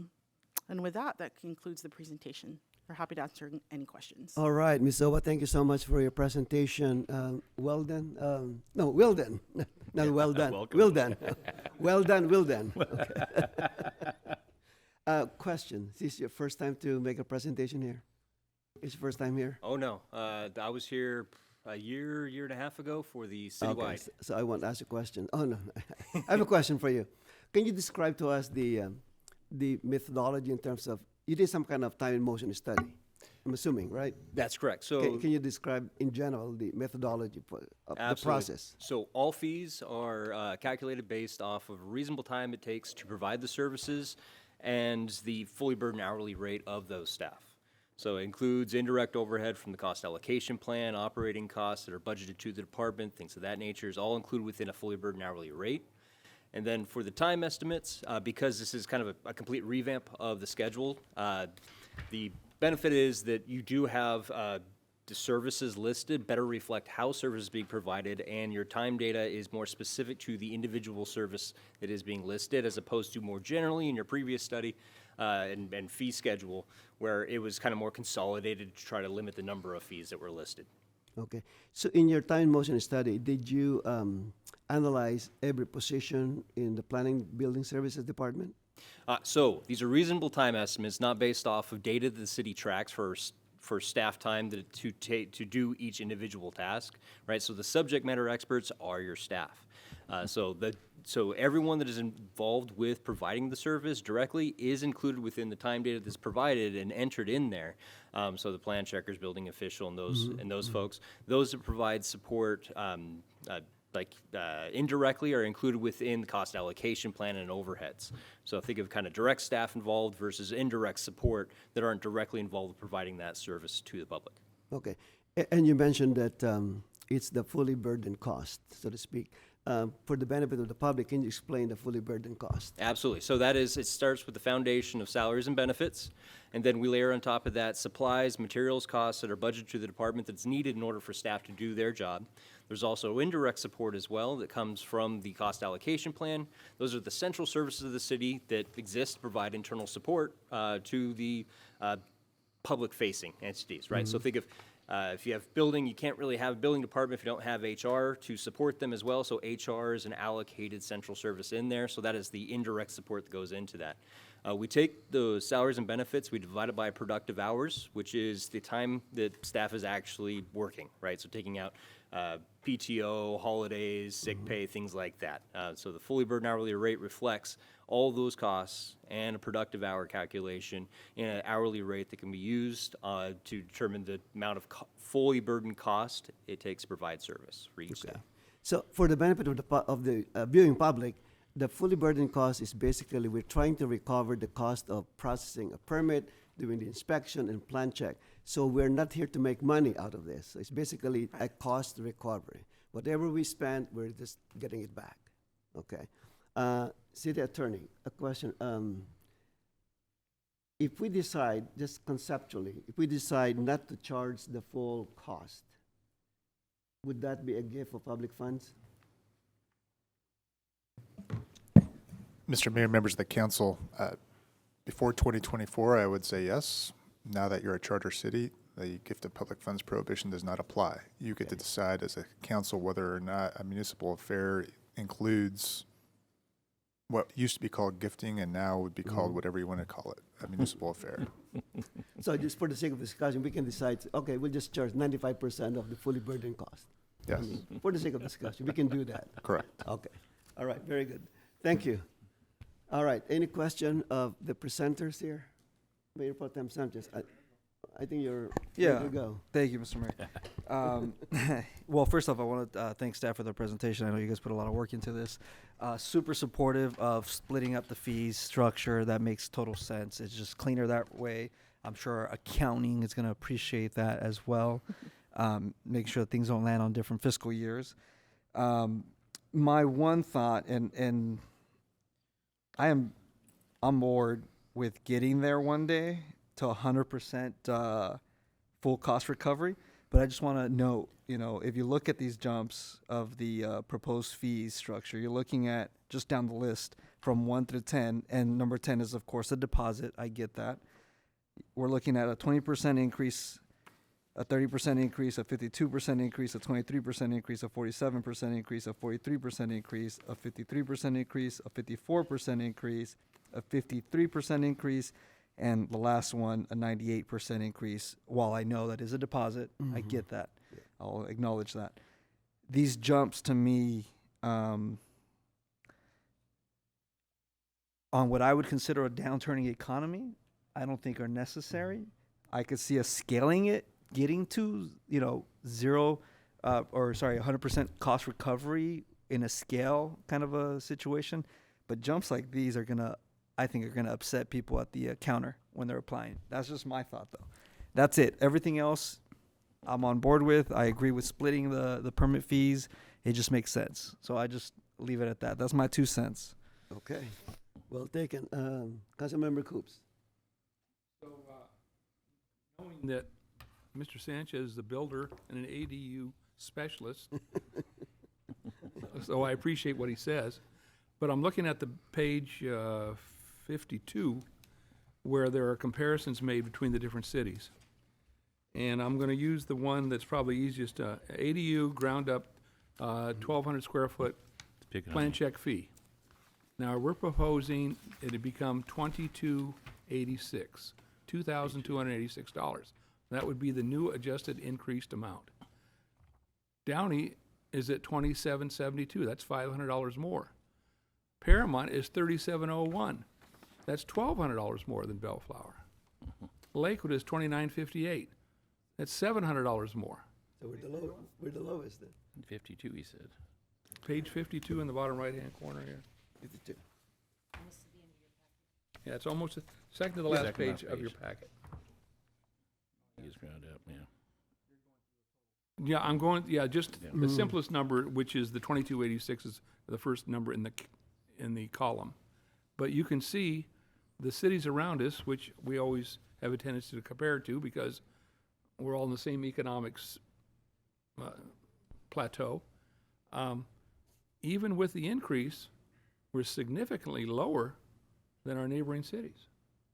Do you see that, Mr. Mayor? Yep. I guess Victor's going to have to build in a different city. No, I see that. Don't I see that. Don't encourage him. And to be clear, no, I mean, it's not that. It's just to be clear, I'm not saying we shouldn't get there. And I'm not saying we shouldn't even, if we want to try to get towards the other ones. I'm not saying let's not get there. I'm just saying how we get there, I'm not a fan of 50% increases. When we get Yes, there. exactly.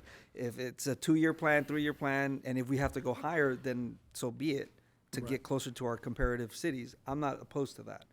I'm just saying how fast we get there we will hear from people. That's all. Well, how often do you think we should examine this?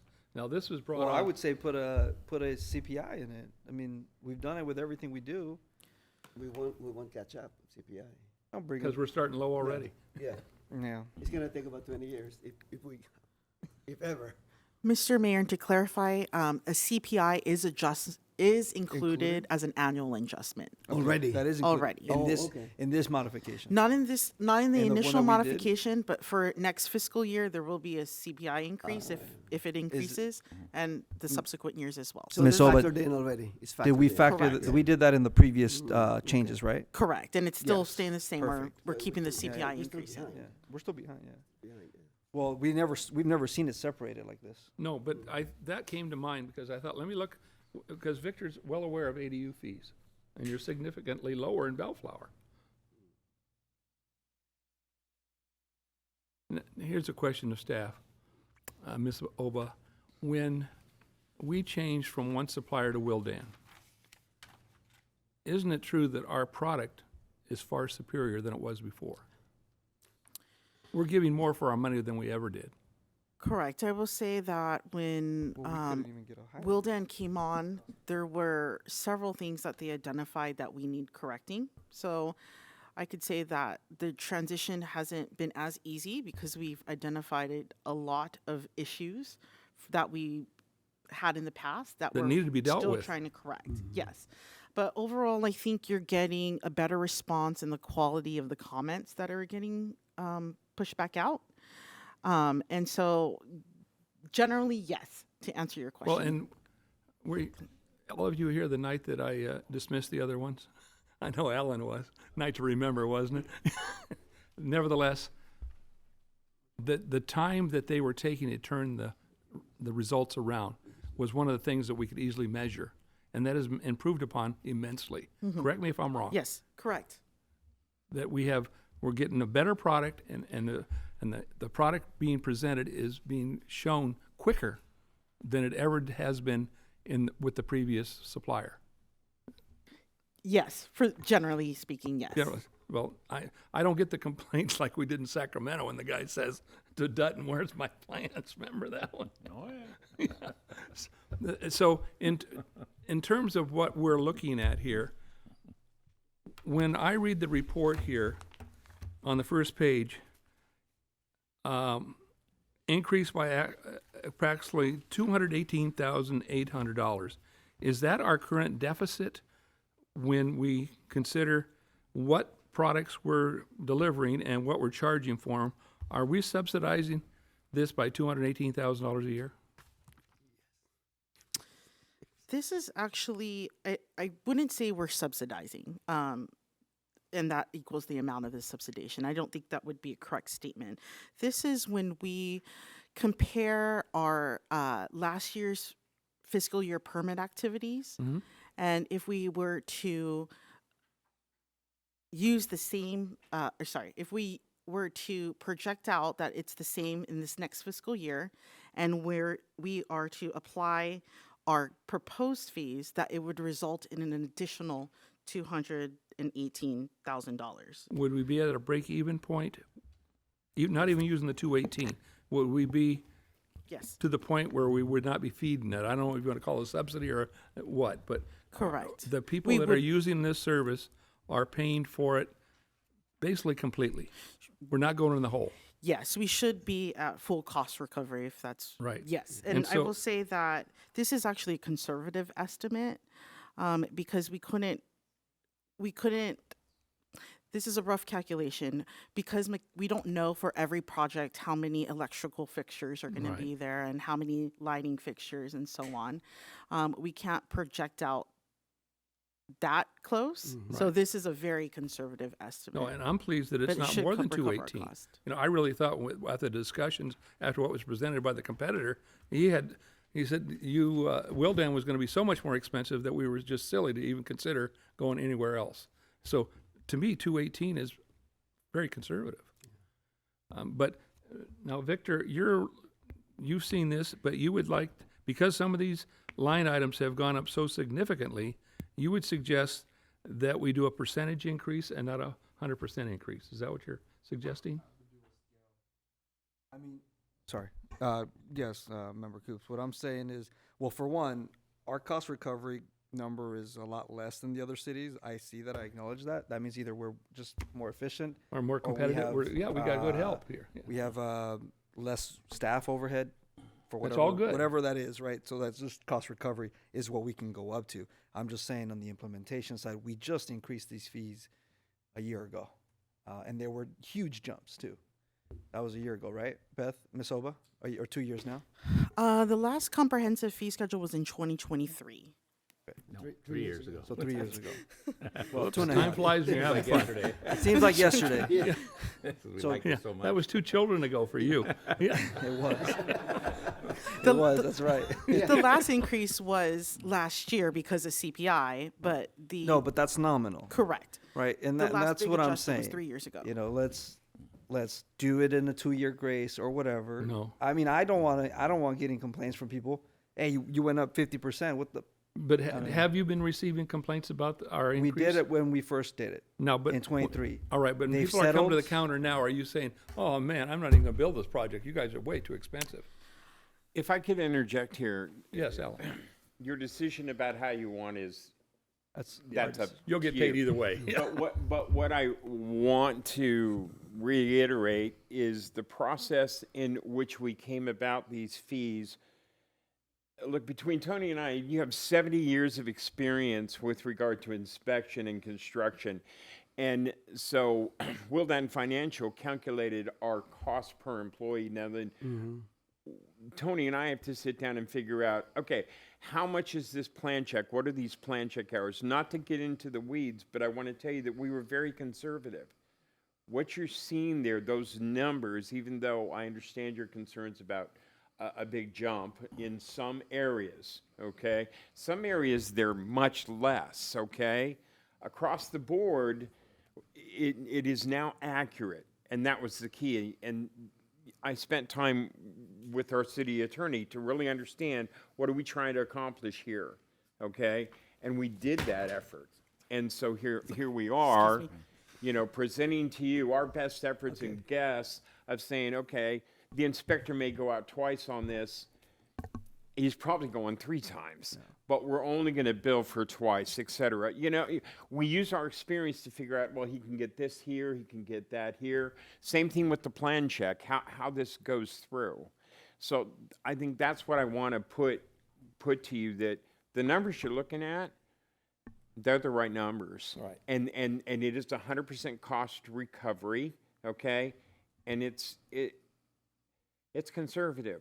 We're going to have to be efficient to be So when there. you- when you say that's what co- I'm just trying to say, Alan, okay? when you- How you hold on. charge for it, that's... Let me follow that's up on that. When you say conservative, what do you mean by that? Okay, so a hot water heater.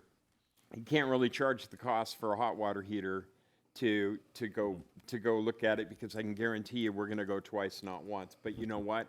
I want to see that hot water heater, okay? Because that is an area where I got gas, I got electric, right? And I have insulation, and it's in the center of the house. I'm concerned about those things. Okay. So when I'm saying we're being like conservative here, maybe that's the wrong term.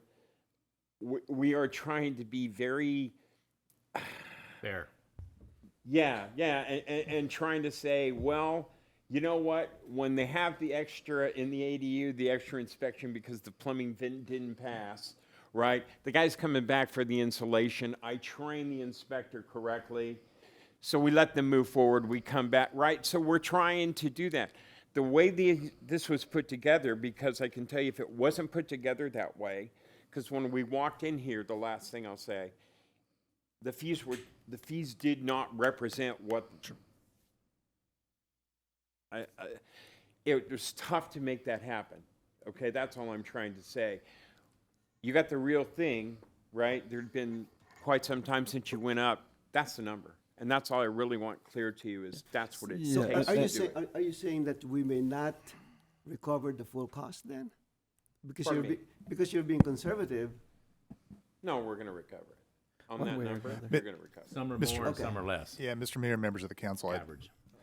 Alan is being nice from standpoint of, I don't know how much time we spent together putting together the fees. So what these fees are legally defensible, and they are absolutely in line with what they should be and should always have been.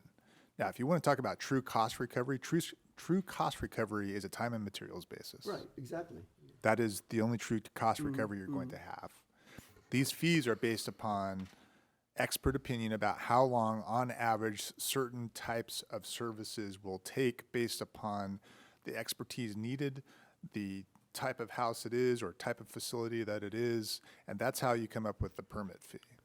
But if you really truly wanted to have cost recovery and be completely transparent with every single applicant that came through the door, you would say, great, we'll inspect your facility and we're going to bill you every time that we go out to inspect the facility. Now, as a practical matter, as you know, from developing homes or improving your homes or what have you, how do you budget for that? It's nearly, I would hesitate to say, extremely impractical to budget for that, which is why you have a fee structure to be able to understand exactly what kinds of fees you're looking at. But if you absolutely wanted to have cost recovery, that's what you would do. You would have a time and materials basis, and that's the way you would bill anybody coming in for special services. I don't know that anybody does that unless it's a ridiculous amount, way above it's going what to be a you're bigger anticipating. mess if you do that. Correct. In terms So, of record keeping. but this fee structure is legally defensible. It's representative of as close to cost recovery as you can get from the standpoint of not going to a time and materials basis. And so, you know, from the standpoint of what Wildan and its team have done, and certainly Alan has done, I commend them for working on it that hard. Yeah, if I may, Mr. Mayor, I want to be very clear here. I am not questioning the methodology. I am not questioning the numbers that staff have got into. You just like to delay the increase. I would, no, I'm not. No, Okay. I'm not saying that either. That's not that. No, I'm saying let's get to these numbers. I'm saying I'm questioning the rollout. That's all. I just know that we got complaints in 2023 We're gonna about get the 'em fee again. We jumps. always We're do. gonna get them again. We just gave the reasoning that we got a new contractor, we got this, that going, all Something these different better, changes, a right? better Something product. better product. We just went through that not that long ago. Yeah, I understand where you're coming from. Yeah. But on the flip side there is, if you do, let's say, for instance, we agree to roll it out over 3 years. Okay, just for example. The problem there is people have very short memory. If you increase by 30% the first year, 30% the second year, 40% the third year, oh, increase again? Increase again. You're going to get the complaints 3 times instead of once. Yep, get it over with. That's a good way of looking at it. Yeah. Instead of 1 complaint, you get 3 complaints. I think I heard 70 years of experience up there making this up with an attorney. That's fair. Hey, I'm And just one opinion. you know, Just giving you my thoughts. They got more know-how how to do this and what to do than we do up here. All right. And what was explained to me by the city attorney, and I live this, and so is Ray. If I put a transmission in a wash machine, and I say the transmission's 100, I'm going to charge you 100 to put it in. I get it all installed. Guess what? I got a bad transmission they sent me. I got to take it all apart and put in a good transmission. Now I can't charge the customer. If he puts a water pump on my car, and he puts, and it's happened, I'm sure it has, Ray, and you got a sour water pump, you got to start all over again. It's under warranty. And right? no, and it's all your Real life is No, that's just how it works. is real life. All right, Councilmember Morris. Okay. Would you like a motion? Are we done with questions? Hold on. I think we beat the dead horse here. Okay, no more questions? How about the public? Yeah, public The hearing. public hearing. No, I want the input from the public. Yeah. Can we ask for public input there? So I'd like to open the public hearing. No, Second. You don't have to. It's just, It's a public hearing. it's a public hearing? Oh, there's, It is a public hearing. okay, all right. Yeah. Motion by Councilmember Danton, seconded by Councilor Coops to open the public hearing. Without objection, that will be the order. Okay, we've been talking about this very exciting item. I'm sure that you have an opinion on this. Not seeing any, move we close the public hearing. Second the motion. Motion by Councilmember Danton, seconded by Councilmember Coops to close the public hearing. Without objection, that will be the order. Let me just point out that one of the things that we got from Wilden is Alan Cook. Thank you. All right. I'd like to make a motion to adopt Resolution 26-32. It's a resolution adopting and updating the building permit fees, recovery costs incurred by our providing building and safety services. Second the motion. Motion by Councilmember Danton, seconded by Councilmember Coops to adopt Resolution 26-32. Roll call, please. Councilmember Morse, Aye. Mayor Pro Tem Sanchez, No. Councilmember Dutton, Aye. Councilmember Coops, Aye. Mayor Santa Ynez. Aye. All right, motion carries. Item 12D. Mr. Mayor, I'm actually going to request that we continue item 12D until your next meeting. The resolutions necessary for this item, going back and forth between our city attorney's office and the CSCDA attorneys. I'm So very excited about this item. No, I I'm thought we were on a excited. roll. Yeah, I'm excited about this. Ooh. All right, so no action to be taken. So we're gonna continue this item to the next meeting. All right, next item. sorry, Mr. Mayor, hold Oh. on one second.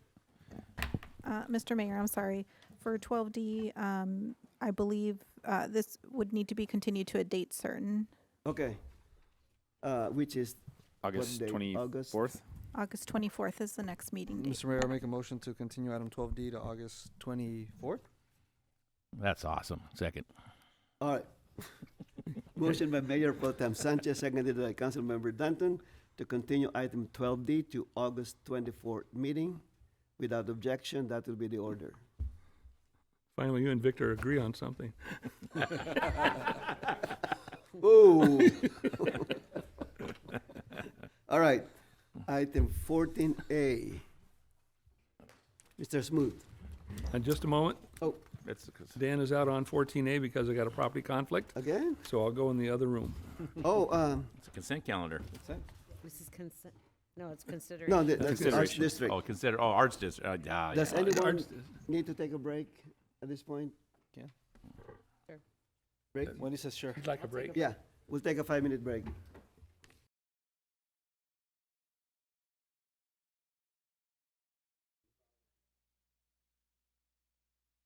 All right, we are reconvening our meeting. We are going on for the item 14A. Oh, I'm not gonna get out. Oh, that- Sorry.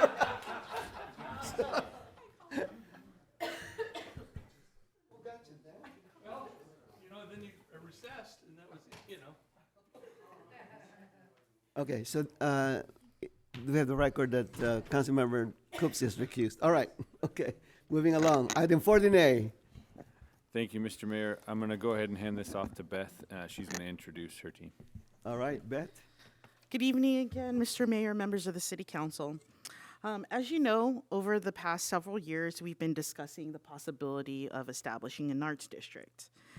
And in one of your strategic plans, or in your strategic plan, one of your goals, or several of your goals, relate to focusing on an advanced planning team to help with long-range plans for the city. So I'm happy to introduce Alex Salgado to the City Council. He's sitting across from me. We recently hired Alex to help lead the city's advanced planning efforts. Okay. So this is one of many more projects to come related to advanced planning. Since he was hired just 2 months ago, he's hit the ground running, working with our consultant, De Novo Planning Group. And to my left is Amanda Tropiano from De Novo Planning Group.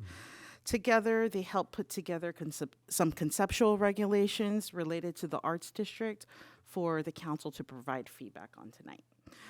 So with that, I'm going to turn it over to both Alex and Amanda, and they'll guide you through the presentation.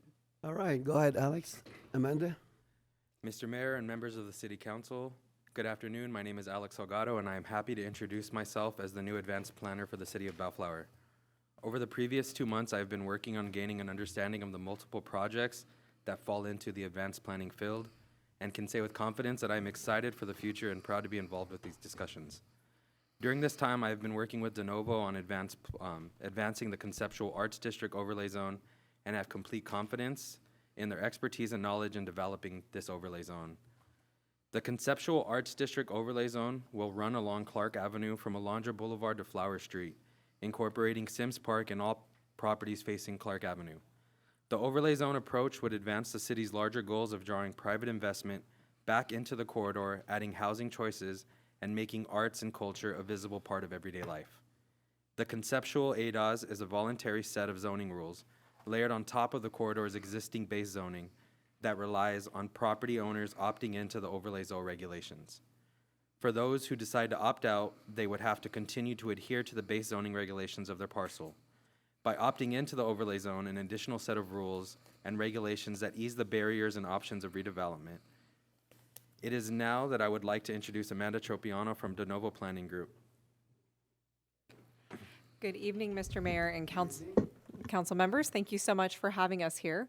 And I am excited to share some initial ideas we have that we think will help meet the city's goals of reinvestment and revitalization of this segment of Clark Avenue. So we're really here this evening to present some of those initial ideas, receive your feedback and direction on them, and allow us to move forward with crafting the ultimate draft that would be presented to you for your consideration. So I'm going to go through some of our key highlights where we're seeking some policy guidance from you so we can continue to advance these ideas following tonight's presentation. So as was mentioned in the introductory remarks, this is really an opportunity for private property owners in this area of the community to choose to continue to invest and reinvest in their properties in a way that supports the creation of a creative arts district.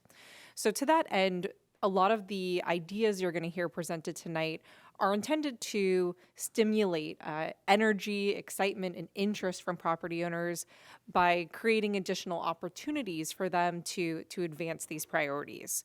So one of those key areas we're looking at is the ability to define a permitted set of uses, as well as some uses that would be desirable in this area through an additional regulatory requirement through administrative or conditional use permits. But this is really about signaling to those property owners the types of uses that are interested in being advanced in this location. So potential types of permitted uses that we would be able to have high degrees of confidence an applicant would be supported would be things that are obvious in an arts district, things like galleries, studios, cafes that support that sort of environment. There are a number of other types of complementary uses that, for a variety of reasons, in thinking about how they interact with neighbors or adjacent property owners or their relationship to the street, require some additional administrative or conditional use review. And those types of spaces would be things like maker spaces. This is where individuals, make goods on site in typically small quantities for craft or really micro uses. Things like breweries, theaters or museums or performance venues, all sort of contributing to the idea of a creative district here that brings different sorts of creative mediums together. There is an opportunity to define special requirements for certain types of uses, so things like those micro manufacturing, if you're building or manufacturing something on site, the overlay zone could provide requirements such on size limitations, where those activities take place. For example, they must take place indoors, not in an outdoor environment or on the street or in a yard. So we can add those additional requirements to those types of special uses as well. And then while we try to have a crystal ball for all the types of uses that are quote unquote creative or artistic, there are of course unexpected opportunities that the city would want to see allowed in these types of spaces. So it would be providing some discretion to the planning director to interpret those types of complementary uses that are similar in character and allow them to exist in this environment as well.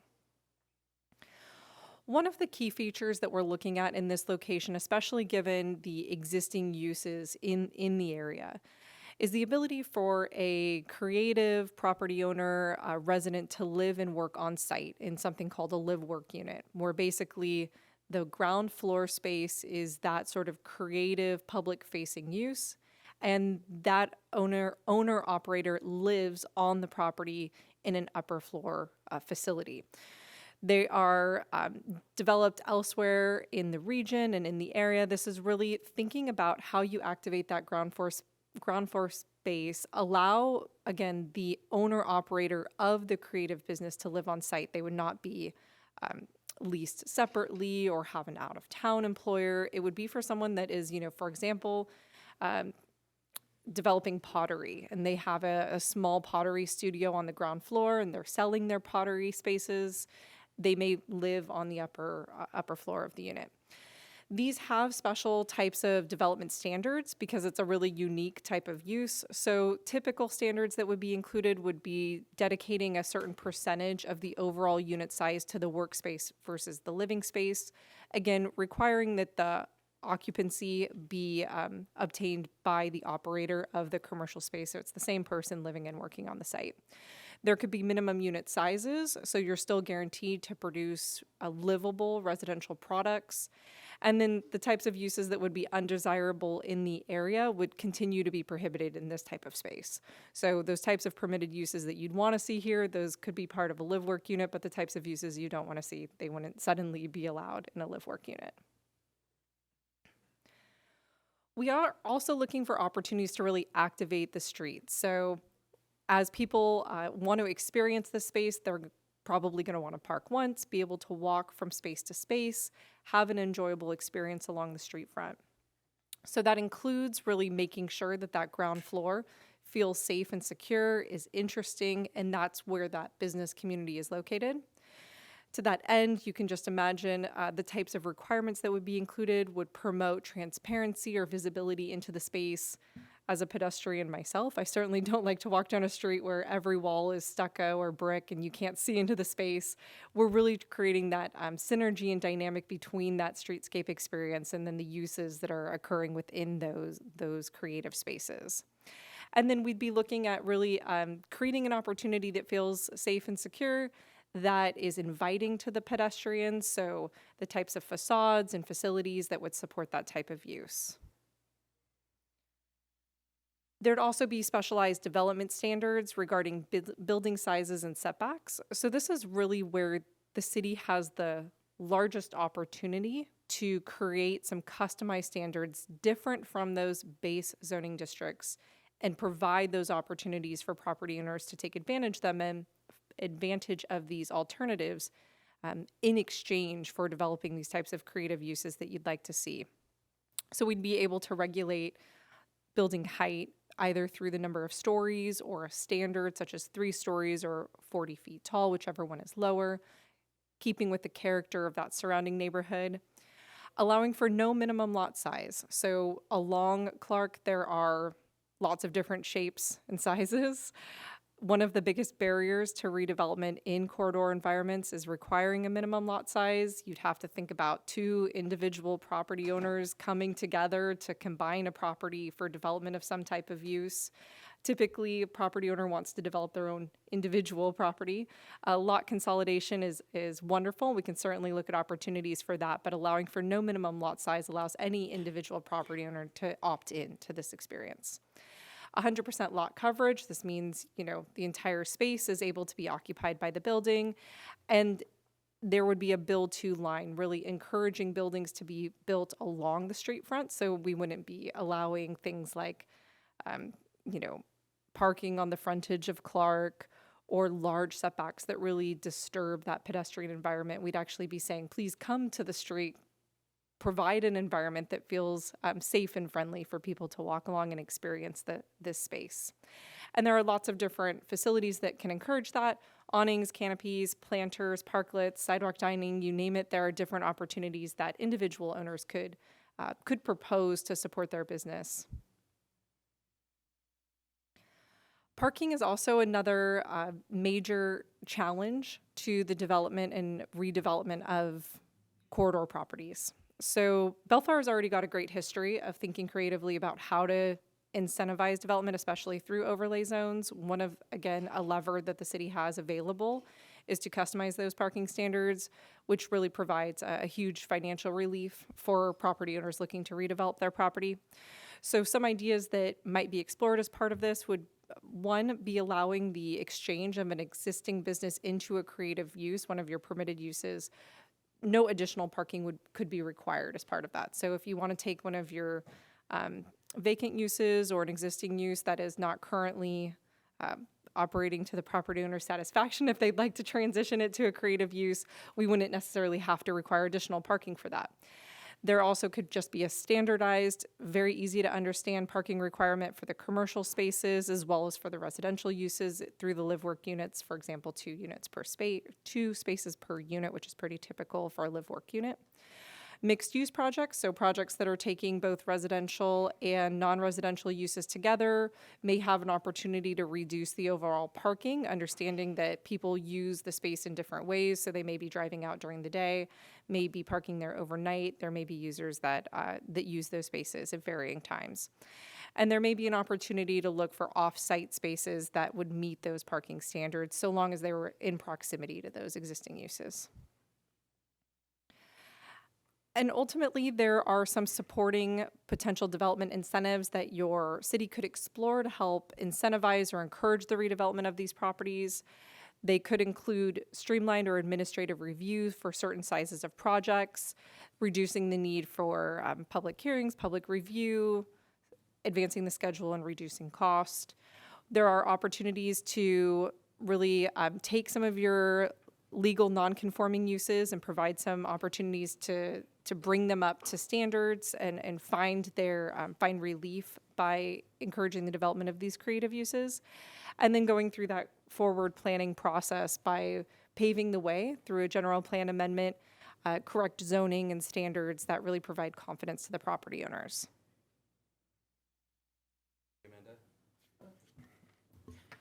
Thank you, Amanda. I want to emphasize that this is not the adoption of an ordinance nor the codification of an overlay zone. We are simply introducing conceptual rules and regulations based on our findings, which indicate what would work best for our city. In addition to drafting the Arts District overlay zone, we will need to proceed with the general plan amendment, comply with the required CEQA process, and present the draft ADOS to the Planning Commission and City Council for their consideration in the future. To allow the Planning Department to move forward with the conceptual Arts District overlay zone into a ready-to-review draft, we respectfully ask that the Mayor and City Council receive and file this report and provide direction regarding the conceptual ADOS, or alternatively discuss and take any other action related to this item. And this concludes our presentation. I thank you. All right. Well, thank you, Elizabeth, Alexander, and Amanda for your presentation. It's very exciting. I have a couple of questions. You mentioned about the sidewalk. Can you explain again the 0 to 5? So this means the building can go all the way to the curb? If it's 0? There would still be a sidewalk through space requirement. So it could not go all the way to the curb. You would still need to have a sidewalk. But from the edge of sidewalk or back of sidewalk, I see. that would be 0 feet, would be up to the edge of the sidewalk, and then up to 5 feet past that. For example, that space could include landscaping, planters, awnings, stoops, other sorts of facilities. There would still be an adequate ADA sidewalk that would accommodate all of those spaces. You scared me there. Okay. Overall, what's the average width of the sidewalk on Clark Avenue on both sides? 8 or 10. Okay. So there's enough space. Okay, good. Can you talk about your other experience in other arts district? So by doing an overlay zone, will that be sufficient for the property owners to kind of, is that enough incentive for us to have an art district by just doing overlay zone? Well, the overlay zone is a wonderful tool that the city of Bellflower and other cities use to implement an arts district concept or other sorts of activated spaces. So there are numerous other examples of this, not only in Southern California, but around the country that we've presented as case studies, and we're able to actually call, speak with their staff, understand what's working, what opportunities are available, and we've incorporated that into some of these recommendations. We've worked on numerous other overlay zones in Laguna Beach around their arts district, in San Jacinto with a historic downtown overlay zone, all of with the idea of activating these pedestrian-oriented experiences and really creating opportunities. Ultimately, this continues to allow a range of flexibility and opportunity for private property owners. Individuals own those parcels along the corridor, and they can continue to operate under their base zoning regulations and continue with business as usual. That's certainly a choice available to them. But if they'd like to have the opportunity to expand their uses, to find new tenants or users for their spaces, or to sell their property to someone that might be interested in this type of use. This is a great opportunity that the city has to signal to them that they'd like to see this here. So it's a great tool. There are additional implementation options once an overlay zone is adopted that the city could explore through its economic development department, through its additional opportunities for incentives or relief, and that would help further the development of the site. But ultimately, this is the right first step. It's the first step. Okay. So, in addition to that, what are the typical amenities that the city has done on the Arts District to make it more attractive?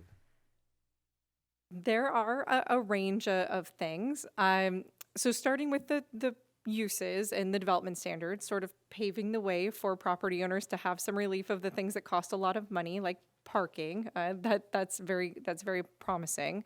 But in terms of specific uses, there are facade improvement projects where the city takes ownership. I worked on a project in the city of Fontana a number of years ago in their downtown area, where the city acquired, for example, the frontage of each individual property along Sierra Avenue, and the city took responsibility of standardizing the signage, improving the facades, providing some improved landscaping to really create an opportunity for those businesses to thrive. So that was a great opportunity.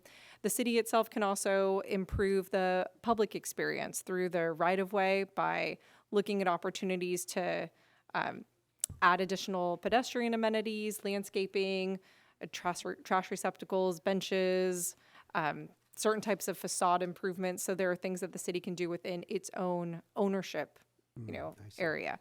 And then there are additional opportunities and relief through financial incentives. For example, you could, waive permits and fees. You can, certainly have existing legal non-conforming uses be able to come in and work with staff and transition to a new permitted use through reduced fees and barriers.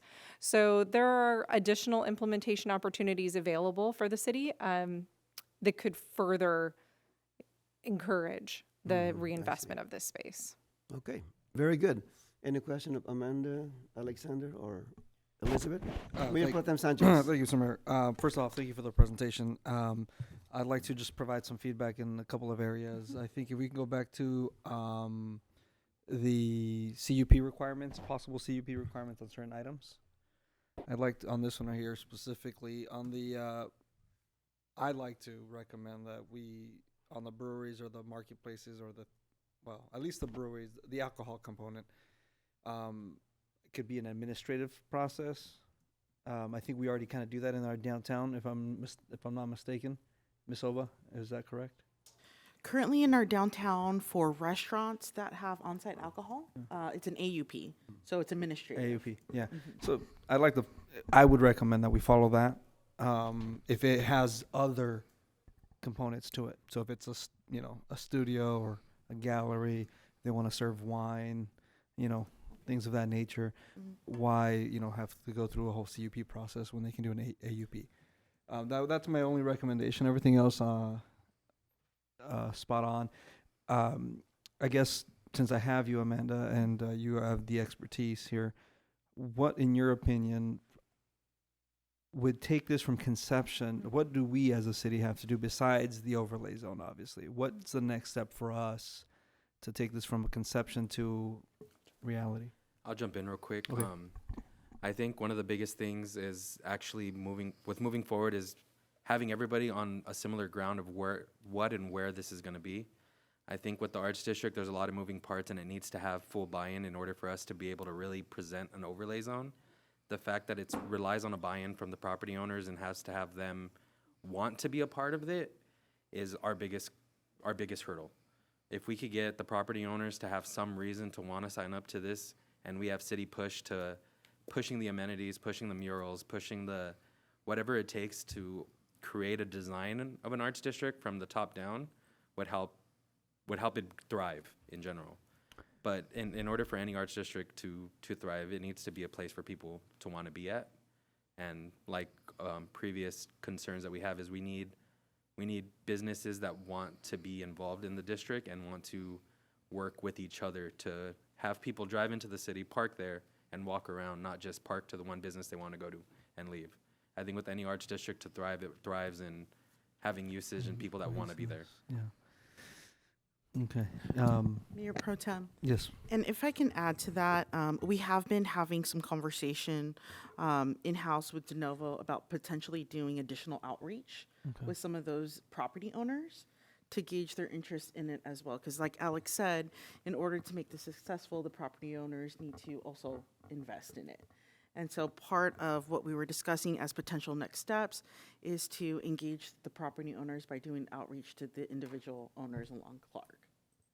Can you touch on the by right housing component of some of these real quick? I know, could you elaborate a little bit more?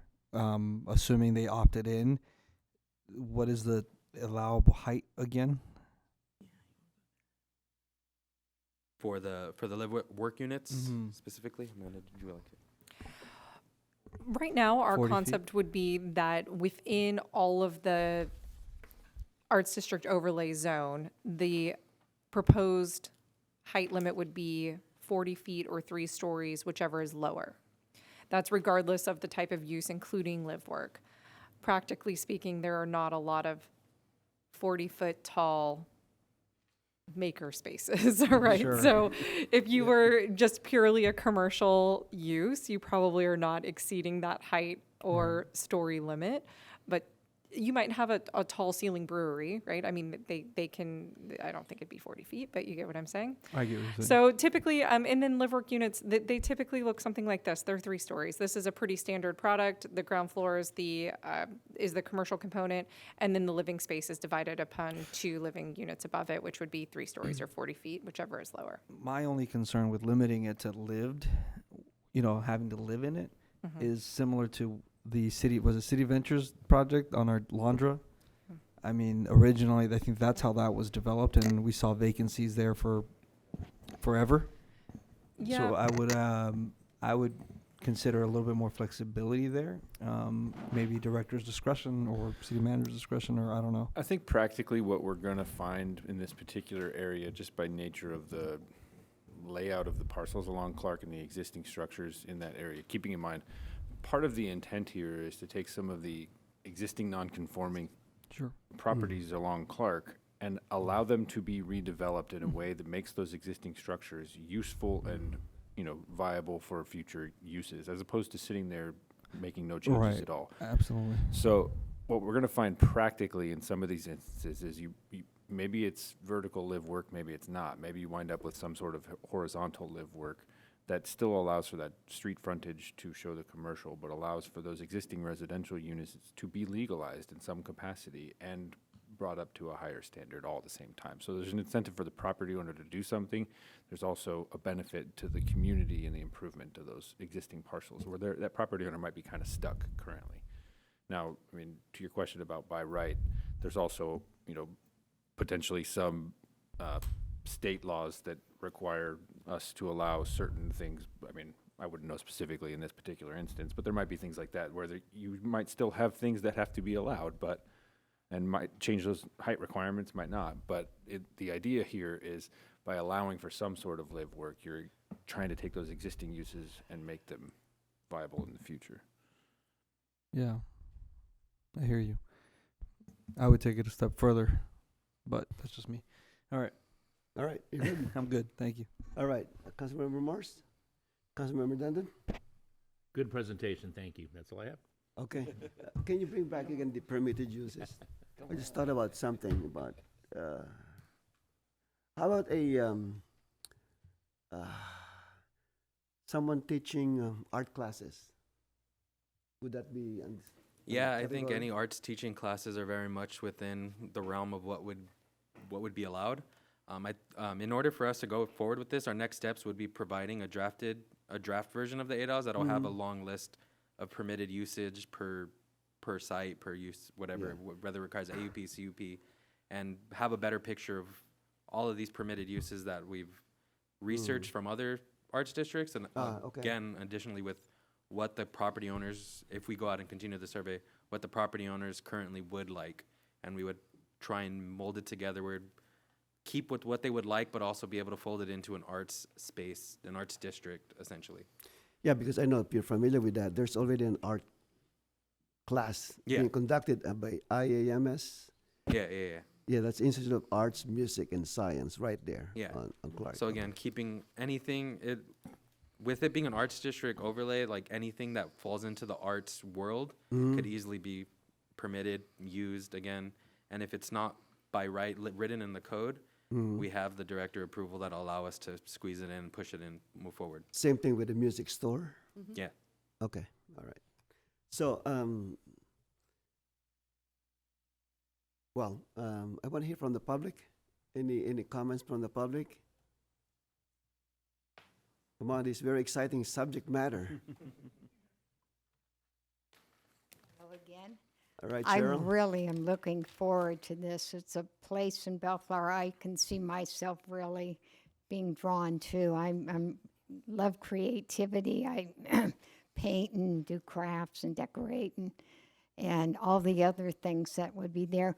My one concern is not allowing them to have security doors and stuff as a I'm not a business owner, but if I was, I would like to be able to protect my property, especially in a specialized business. I mean, I hate to say, that there's crime in Bellflower, but there's crime everywhere today, and just, I think they should be given. I know it can be really ugly, and I would have standards that they would have to meet to make it not offensive, but that's just a suggestion. But I'm really looking forward to it. So you're talking about the roll-up doors and then the scissor type? Pardon? Scissors type, the roll-up door. Yeah. That's what you're talking about, right? Okay. Yeah. That's but not just that's not something to allowed. keep them safe. Okay. Okay. All right. Anyone else? Please come up. He's on.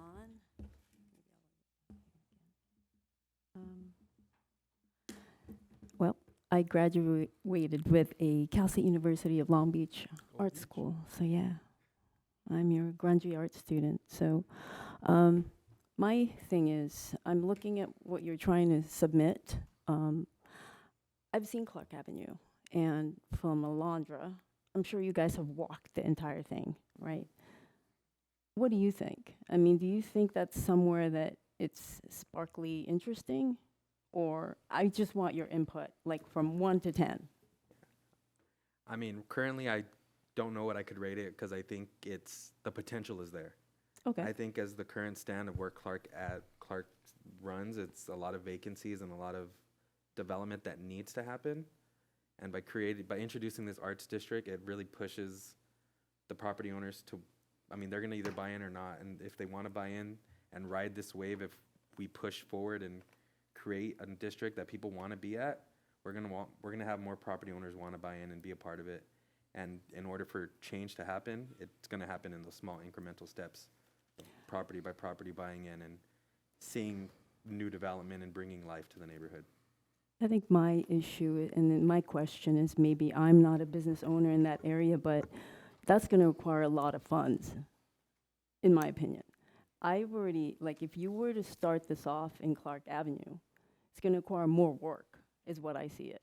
Because I've been in Clark, and I'm trying to gauge it and see, and there's artwork, First Fridays, Long Beach. That's a place where, yeah, they do that stuff every First Fridays. So that's our closest arts district that you can see that too. And so along that, and then, it's lively already, right? And I'm sure that started off very slowly. There's Coffee Bean, then there's these other organizations in there and all that stuff. Restaurants, right? Breweries. That thing it's happening. So in my opinion, who's gonna pay for all the renovations? Our property owners are gonna have that kind of cash to do that. If they do, great, right? I'm excited for that, I am, but I'm also sadly a realist, where I feel that if I had to start off a arts district, it wouldn't be there. I know that Bellflower Boulevard's already bombarded with a lot of traffic, but it has more potential, more, because it's already done. You don't have to do it again. It's already, you know what I mean? Why build another bicycle? I mean, then it would slow the process, although it would. JD, address Sorry. your question here. Yeah. Address your question to me. So what do you think, Sonny? Do you think that the city would put a budget and money into helping to service Clark Avenue We to make it cannot better? decide on or- that tonight. We cannot. Right. The No, city I at- just no, it's a the very city plain, attorney will simple go after me if question. I decide on that. Okay, we cannot. It's just concept right now. Okay. Right, So let right. me just tell you this. I've been to Long Beach Art District. Mhm. Do you know how many years it's been in existence? Oh, it's been a long time. What's a long time? I don't know. I have it on my 100 years. facts. 100 Yeah, years. that's what I'm saying. Okay. It took that long. Okay, right. so downtown, there's so many complaints already that we focus too much on downtown. So to put the art district again downtown will just be counterproductive as far as I'm concerned, because we have so much already in downtown. We need to spread the love. No, in of different course. I areas totally get of it. Bellflower. I totally get it. Okay, and number three, you talk about restaurant. There's some components already there. There's the Rue, the Japanese restaurant. There's Uncle Bud's. There's a Second Healthy Eatery. There's the Institute of Arts, Music, and Science. There's some components already out there that may support the art district. Right. And the bottom line here is, if you don't do anything, it's not going to happen. Right. Okay. I guess so. I We just need don't to do know. something. I And just don't again, know. we cannot just focus on downtown. We have Of so course, many of study course. sessions already done here. Our residents complaining about we focus too much attention on downtown. If you were here today in our study session for economic development, we're spreading the love, Artesia, Lakewood, Alondra. So we're trying to develop not the whole city instead of just downtown. So Yeah, I'm just Okay. saying guiding on like timeline. If I guess in my mind, if the timeline is, forever, right? Then Clark Avenue, yeah, let's build that. Like I'm happy you would build it so it looked better. Because sometimes when I drive into it, it doesn't have that appeal, But of course, downtown Bellflower already has well, that. It does not. So it but does. it may in the does. future. Yeah. Were you here 10 years ago, 15 years ago? No, but Okay. like I said, the fire Okay. museum looks great. Right. Everything has looked great. If you after remember that, 15 so- years ago, what is the look of downtown Bellflower? 15 years ago. I photographed it, I know. Buildings were boarded up. Okay. Buildings were boarded up. The only restaurants open back then were Johnny Reb's and Salazar's and Marino's. Banks were closed. Insurance offices were closed. They were closed. I was even afraid to walk on downtown 15 years ago. Yeah, I know. Okay. I guess what I'm trying to say Okay. is I'm very innocent to how things are budgeted or how they're going to afford, like these No. property owners are That- going to that be will- able that will to come. make it better. And that's going to Yeah. be my questions to stop. Which I is think we need to focus on the property owners. I think my basic question is, what's in it for them? Okay, for them. Because otherwise, if there's nothing for them, they will not develop. the Mr. Mayor, if I property. may jump in here. Yeah, go ahead. I was going to ask our economic development director to come up to speak on the subject matter that we talked about during the special meeting today about the Economic Development Corporation and the role that could play in helping educate, the property owners that would happen to be on this overlay zone and the value that it would create. Yes, you're absolutely right. It's going to take investors. It's going to take people wanting to do stuff. And that's not something that we will necessarily do ourselves. It is the owners, Right. With developers working together, collaborating. And I think that's where the rubber will meet the road too, with economic development and selling, the area. Oh. But I think to the mayor's point, we have focused in the last 10 years, and I can say we because I was a planning commissioner before I was a council member for 5 years. So I've been here actively involved for the last 11 years. We have focused in the downtown. It's thriving to a certain extent. Obviously, some would disagree, but it's moving in the right direction. No, We're it do is. It everything that looks we It can. looks great.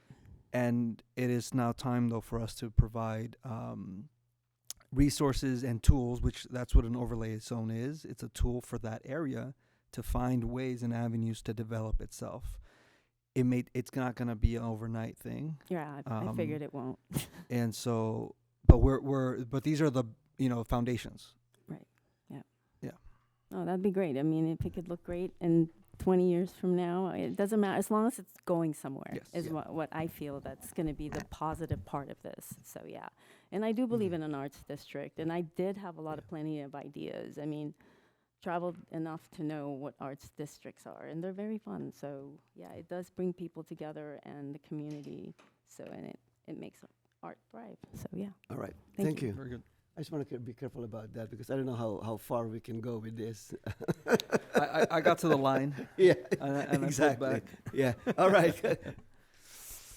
Oh, the teacher's here. Good evening. My name is Maria Coretta, and I'm the owner of Paint and Chat, which is located at 16811 Bellflower Boulevard.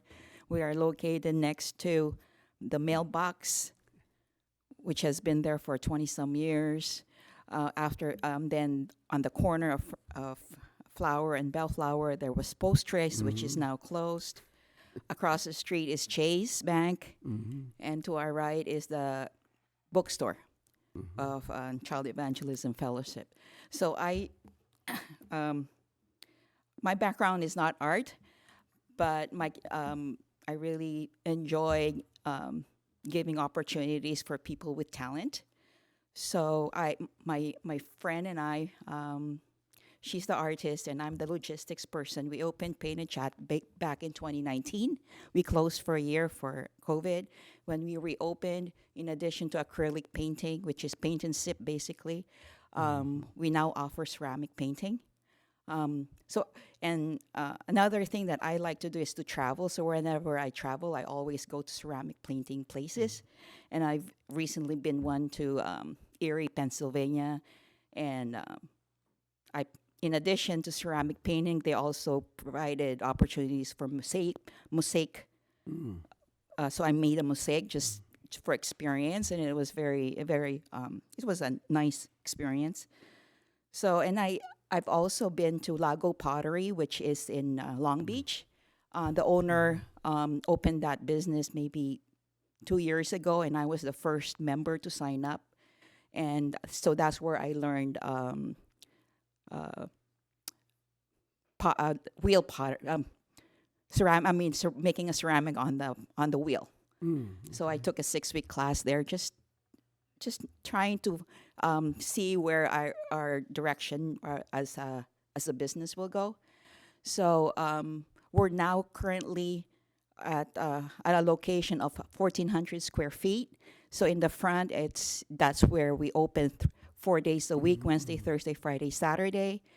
The other days we are open, but we don't open to the public because that's when we glaze our ceramics, we we clean and all that. So presently, we have like 5 staff members, and we are actively involved in offering services to the Norwalk La Mirada School District. We go there to their after-school program once a week. So we have a contract with them, and that only came through the Norwalk La Mirada employee that said that, recommended us, and they wanted to ask for bids, so we won the bid. So anyway, I'm here because Mr.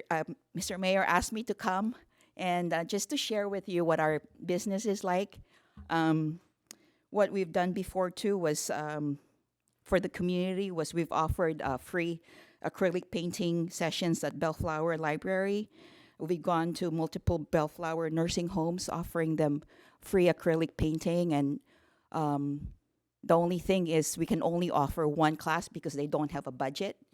So we wanted to go back and they wanted us back, but we can't really keep going. So we decided to pick like 15 nursing homes from surrounding cities and give them at least one complimentary class, which was very, very rewarding to do. We've also contributed to the Bellflower Art Exhibition contest a few months ago. We did ceramic painting there.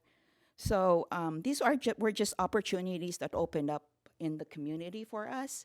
And unfortunately, where we're located, there's no foot traffic. That's why we close at 6 p.m. because all our neighbors close at 6 p.m. But if you Google, what are the typical hours for a paint and sip establishment, LA traffic, your customers come in after 6:30. So we're really losing out on that demographic. But we don't want to, I mean, honestly, I'm doing this because it's fun for me.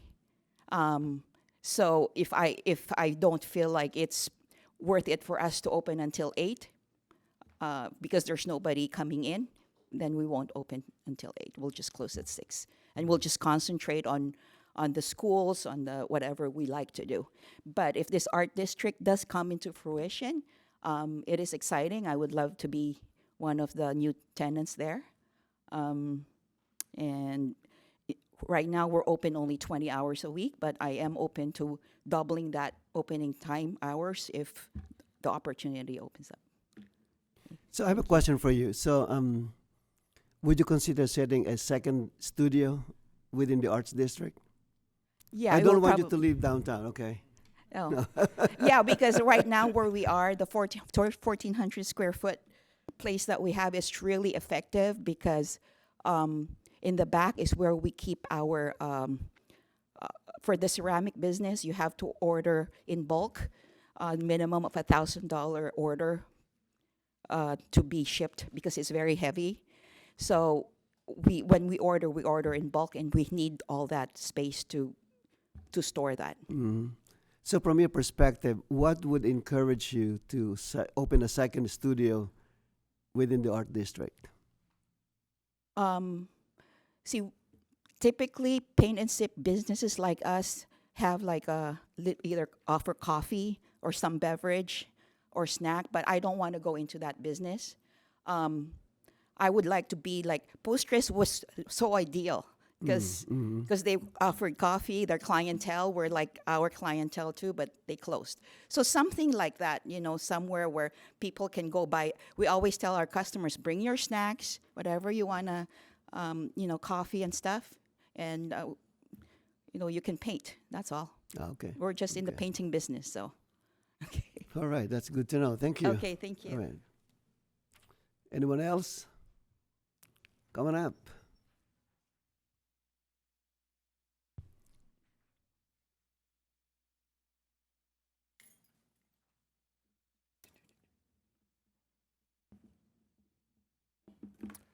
Good evening, Mr. Mayor, City Council. Good evening.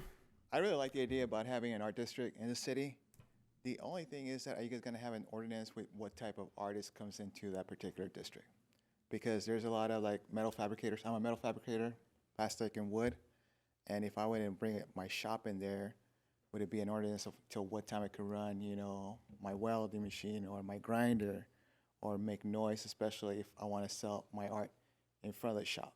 So that's one thing that you guys might want to think of, what kind of art district you're going to put out there. Because if it's going to be only painting and little things that don't make noise, it's going to make a lot of artists not want to be part of that too, because art's like very wide spectrum, and depending Very on true, what you yeah. want to do though. So that's one thing that I would really, see what kind of, like I would say, ordinance you're going to have with noise later on. So, but other than that, I think it's great, because art district brings the community together. You look around, you see art everywhere, and I'm an artist by trade, though, so that's one thing I would recommend. Just figure out what kind of artist are you going to want in that particular district. That's it. Thank you. All right, very good. Thank you. All right, anyone else? Okay, very good.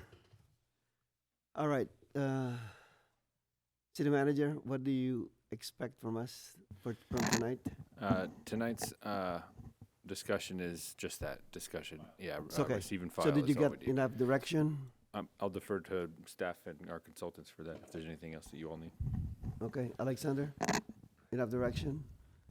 Yeah, I believe we do. Okay, Amanda, was it clear enough? Okay, very good. So we don't need to take any action. Motion to receive and file, right? Okay. We need, do they need a motion for that matter? Yeah, motion to receive and file. Motion by Mayor Pro Tem Sanchez, seconded by Councilmember Morse, to receive and file item 14A. Roll call, please. Councilmember Morse? Aye.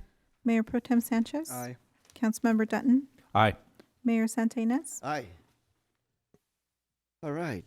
Item 14B. I need to recuse myself for a property conflict on Okay, item so 14B. On the way out, can you? I'll get Dan. Can you get Dan? Oh, there he Swap is. 'em out.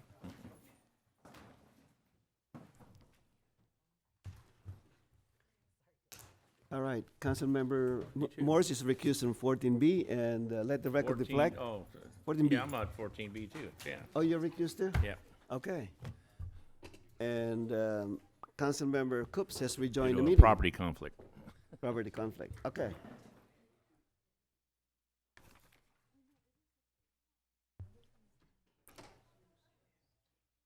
All right, Mr. Smoot, 14B.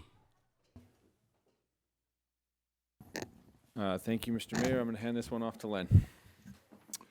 Good evening, Honorable Mayor and Council members. No slides for you this evening, but really quick, I have a consideration item for the possible award of a contract to Zoom Recreation for the Friendship Square public area redesign.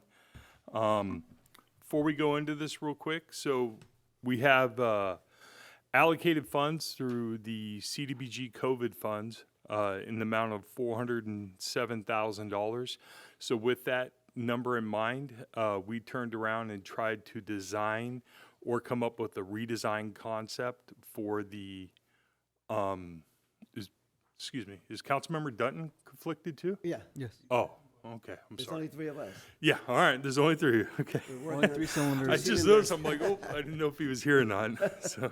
No, property conflicts. Yeah, so we set out with the designer to come up with a concept that we felt checked all the boxes with the federal COVID money, and tried to keep it in line with the budget that we were working with and around, which is $407,000. They came up, once final design was complete, with an engineer's estimate of $469,000. Not too bad, a little over than what we had, but certainly doable.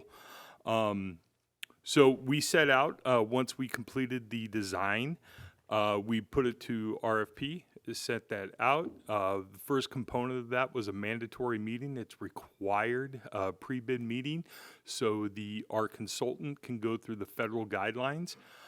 So we initiated and set that meeting date, and the meeting date came. We were all there, but no contractor showed up. There was nobody that was interested in doing this. So we turned around and really started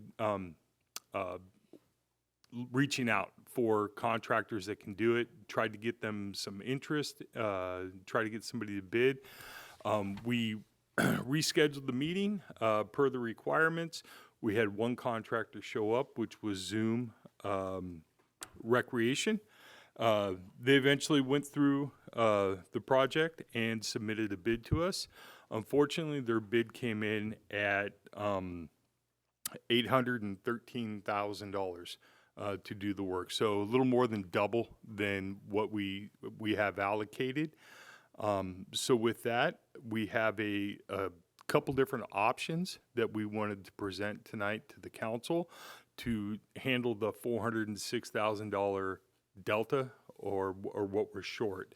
So the first option is we could certainly utilize funds that are currently budgeted for the Sims Park Sports Field renovation project. That project's being done in concert with the stormwater capture project. So there is some available funds there. We could borrow from that. That funding pot, what I want to say, it refurbishes itself through our rental fees that we have at the post office. The second option would be to utilize funding that's currently set aside for the Town Center Plaza project. We can certainly use those funds and at a later date go back and refurbish those funds. The third option would be to tap into our unassigned general fund reserve to also make up this gap as well. So we have one contractor. They're nearly double. Their bid was nearly double the amount of what we had budgeted and what we have available funds at this point in time. So the recommendation with the council would be, one, to authorize a carryover the $407,000 CDBG fund into the current fiscal year and appropriate an additional $406,000 from one of the options that I just laid out for you. And if that is the case and the council wishes to do that, then the second recommended action would be to award the contract to Zoom Recreation for the project and authorize the city manager to execute a contract with Zoom in a form approved by the city attorney. Or thirdly, we can discuss and take other action related to this item. So the short of it is, we have a little bit of money. We tried to do something over Friendship Square. The prices came in significantly larger. There is a lot of hair on that project over there. It's a very small area, but if you can go back to Dan's time, it used to be a street. And just because it's got concrete on top of it right now, there's still a lot of utilities that are in the ground there. I have major Edison vaults and major sewer lines that cut perpendicularly through the area.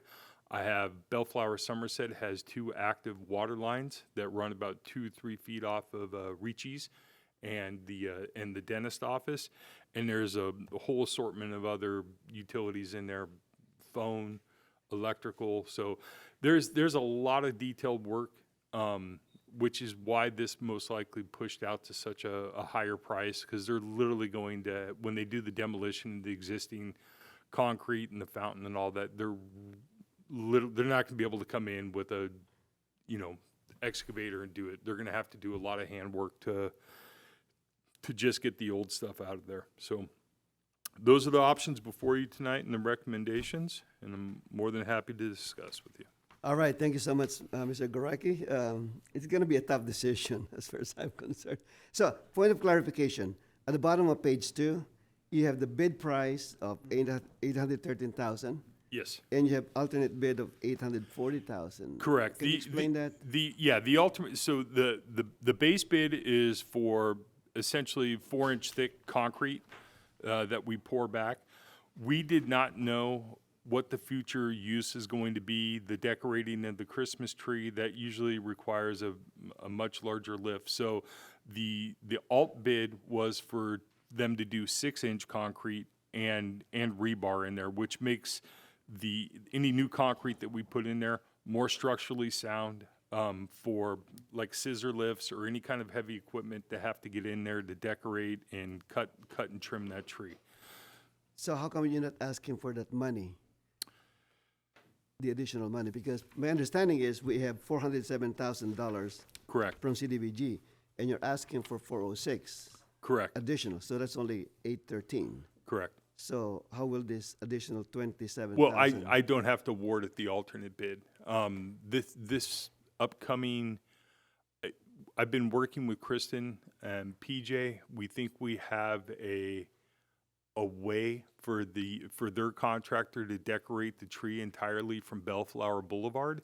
There would be no need to put that size of equipment up onto that. So we're kind of hashing out the finer details of that, but I think their contractor is going to be able to do nighttime decoration of the tree, which would require us to do some traffic control, push traffic into the northbound lanes, and give them viable space in front of the tree to bring in a larger scissor lift and thereby work on the tree from that angle.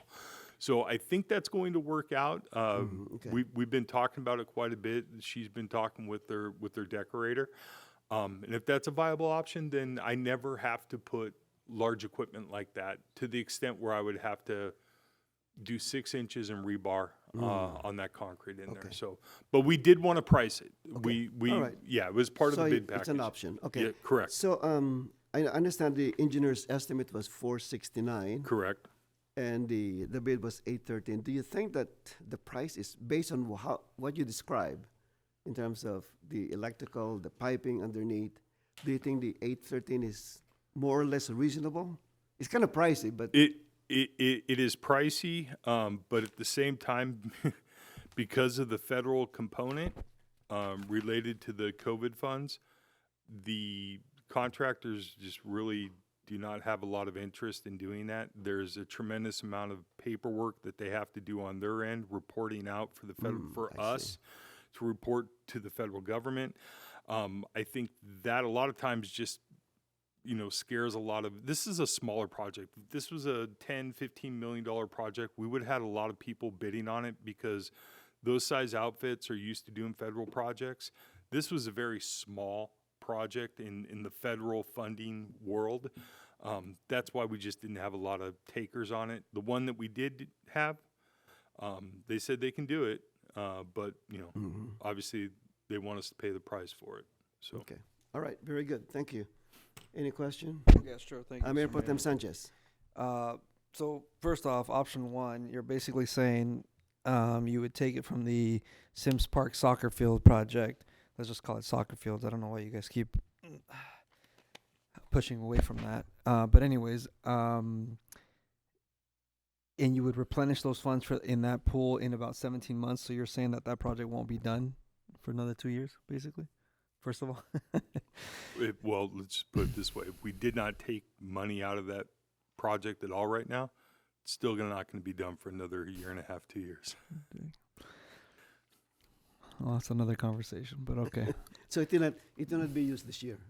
For sure. Yeah, It will not be used this year. Okay. We would start tapping into the funds. The stormwater project is in plan check with the planning department right now. So the minute we get those plans released, we can put it out to RFP. But it's just different project, different conversation for a different time. As Mayor Pro exactly. Tem. All right, and then the second option. So you're saying we would take it from the Town Center Plaza project. Which one is that one again? Oh, that's the one across the street. Yeah, the one behind the Stand-up comedy. the comedy Stand-up store. comedy. Yeah.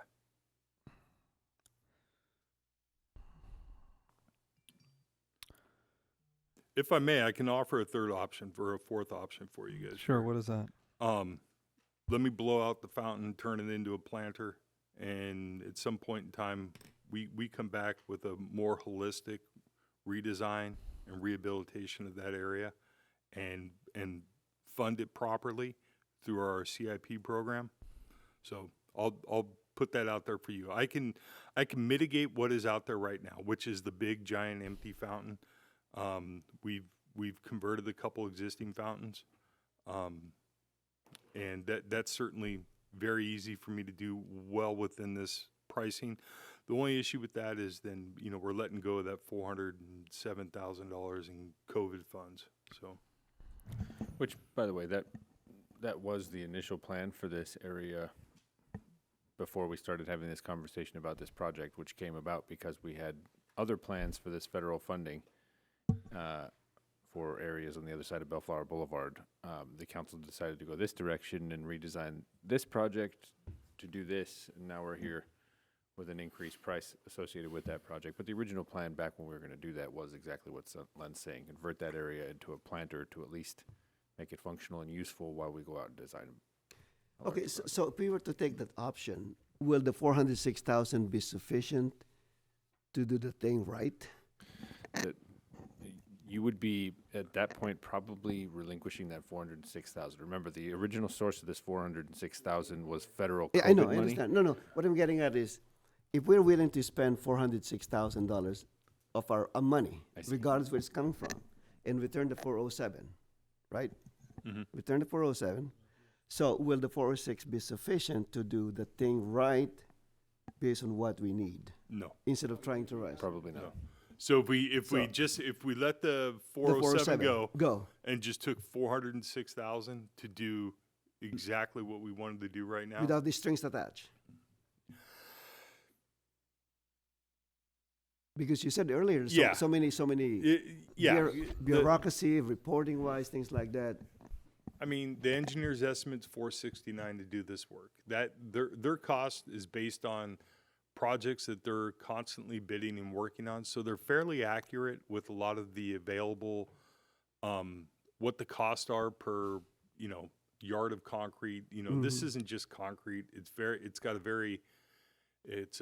It's stamped, it's decorative.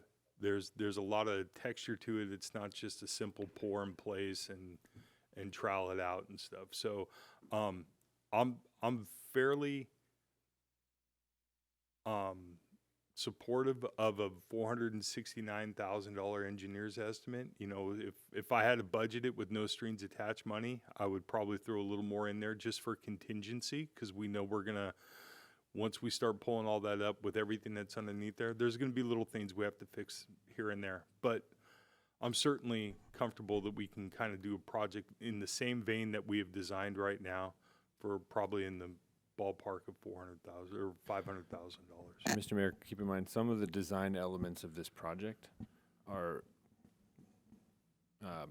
designed to accomplish the things that the COVID funding originally was intended for. So the project was designed with that in mind. So if we came back, we could certainly change some of those elements to adjust costs To accordingly. make it simpler, it's gonna be like a little bit cheaper. Right, so I mean, somehow. would you get the exact same project? Maybe, maybe not. But ultimately, you could design a project that accomplishes much of what you're trying to do, and perhaps even accomplishes more of what the city wants to do today for a similar cost. So, I mean, really, this project came about because we're looking for ways to spend that money that fit within these very restrictive federal guidelines. So, I mean, we can accomplish this project as it stands today and have a very nice end product. We have some options there for funding. There are certainly 1,000 ways to skin that cat, but the Mr. Mayor, if I can just ask a clarifying question. Go ahead. Option 4, how much is it gonna cost to just blow up the bottom and do it a flower bed? $3,000-4,000. What? You do it in-house, is what you're saying? Yeah. This would be very similar to Woodruff and Flower, the fountain in the metro right-of-way over there. Similar to that process we undertook there. Are you sure? That's so cheap. Less than 10. Oh, yeah, absolutely. There's existing irrigation there I can tie into for new planters. All I got to do is put a roto hammer into the thing, break out the bottom of it so it can drain, and fill it up with dirt, put plants in it. It's really simple. So it solves our dry fountain issue, but does it create a space where people will hang out? That's the question, yeah. That's the question. Okay. Well,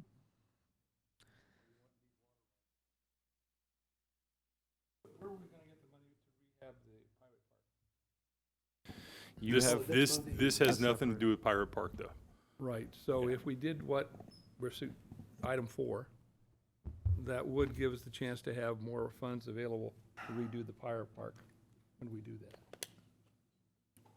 And back to what you're saying, I'm cognizant of what was promised in the way of soccer fields.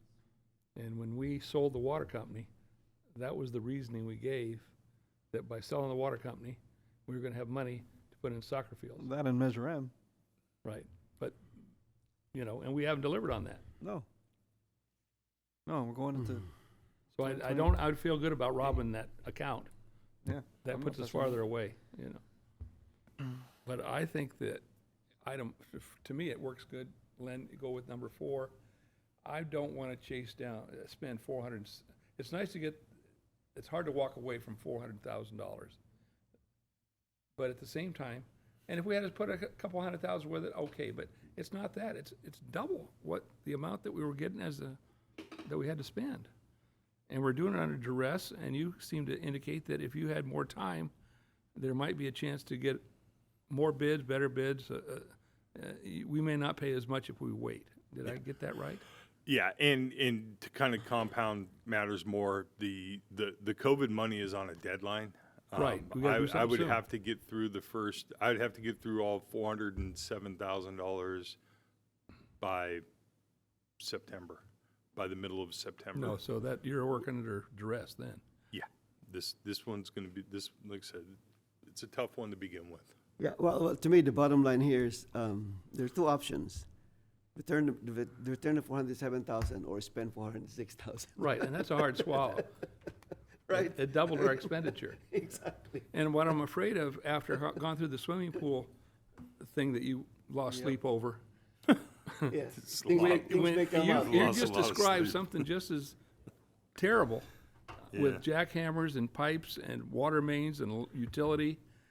And I think you're opening yourself up for a great big surprise on the pricing as you were on the pool. Remember? Yeah, exactly. Can you just explain to me, just for my benefit, what's gonna happen if we blow it up and then just do planters? How this gonna look like?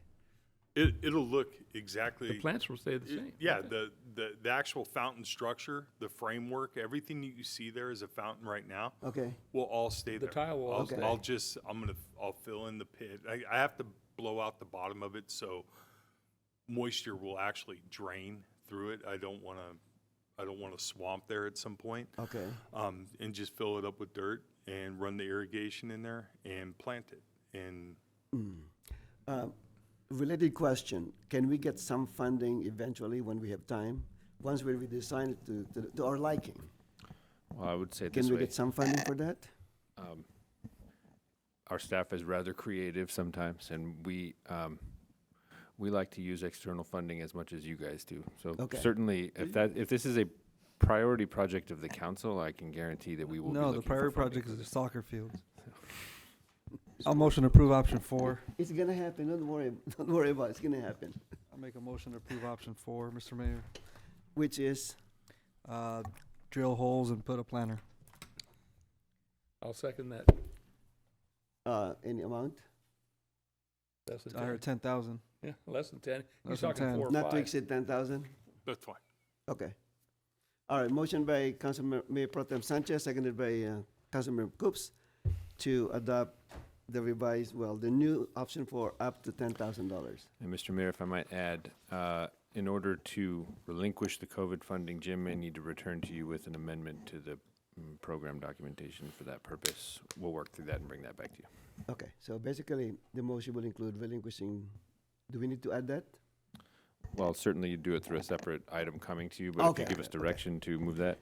Between now and September. But that's the direction for now. Okay, roll call, please. Mayor Pro Tem Sanchez, Aye. Councilmember Coops, Aye. Mayor Santa Ynez. Aye. All right, consent calendar.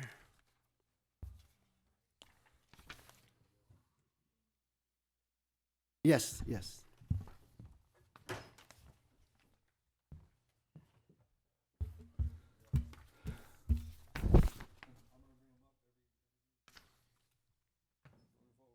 Which one?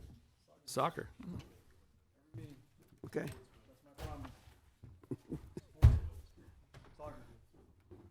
All right, let the record Football, reflect yeah. that Councilmember Danton and Morris rejoined the meeting, so consent calendar. Does anyone have any conflicts? No. Does anyone want to pull any item? No. I would like to pull 15B. 15B. Uh-huh. All right. Anything else? All right, 15B. Anna, Councilmember Coops. I got a simple question for you.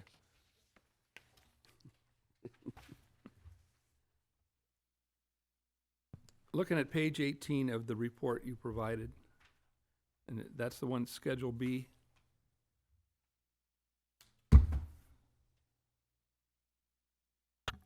You see it? Yes. Okay, so what I'm reading here, we've got an average daily balance of about $60 million. Correct. And on that, we're earning, it said 229, but then I go down a little further. Earnings for the month, 164. Good evening, Honorable Mayor, members of the City Council. Just to clarify, this is not the city's Is statement. this our money or some third party? This is third party. This Oh. is LACPIF, which Okay. we invest in. So we are showing this for the purpose of showing what our money is earning, which is 3.2% for the month of May. Also, we're showing what the current investment value for LACPIF at cost is and market value, because that's what we use to value our own investment that we have through them. What is the city of Bellflower actually earning monthly? It depends. So we have various investment vehicles. For example, on page 9 of 18, LAIF, you can see that the monthly interest rate is 3.816. For LACPIF, it's 3.2%. For CalTrust, it's 3.7. So it just varies depending on where we have our money invested in. Yes, but can you give me an estimate as to what it is? It doesn't have to be exact, but it all ranges between 3.2 and 3.8, it sounds like. doesn't it? Correct. Roughly, we did the quarterly interest allocation, but this is just based on estimate. Let me pull it up.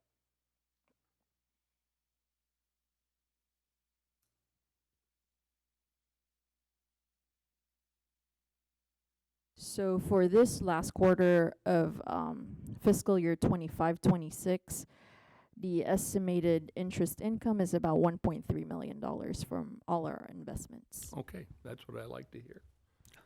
All right, thank you. Do you, Okay. and I don't know if I can ask about it, are you including, I look in the biweekly reports, performance of the main event center, because we get a percentage of the gross over there.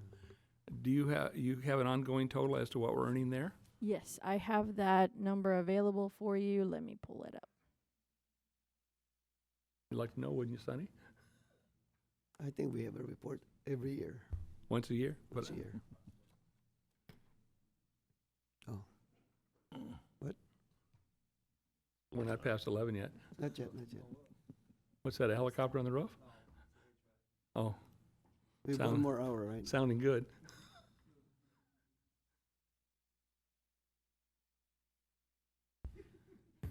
So for last fiscal year, the earnings is about $214,000 For the 12 months? annually, yeah, 12 Okay. months. All right, that's great. Thank you very much, Anna.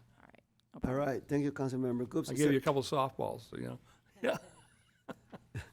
Is there a motion to adopt the consent calendar? Move it. Second.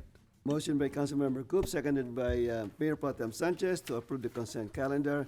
Roll call, please. Councilmember Morse, Aye. Mayor Pro Tem Sanchez, Aye. Councilmember Dutton, Aye. Councilmember Coops, Aye. Mayor Santinez. Aye. Council reports. Councilmember Morse. I have nothing. All right, Mayor Pro Tem Sanchez. Oh, thank you, Mr. Mayor. Satterfield. Oh yeah, I'm bringing that up next. Don't Don't bait him. don't. It's a reminder. No, I appreciate it. Yeah. No. Don't worry, the money will be there in another 5 years still. Yeah. This morning was a great event attending with the mayor and Councilmember Coops for the new teachers that are and classified staff that are coming into BUSD. It was a packed room. Mm-hmm. Good They to need a see. bigger room. Yeah, need a bigger room. So I just want to say that was a good event. And then yeah, I'd like an update on the Sims Park soccer fields.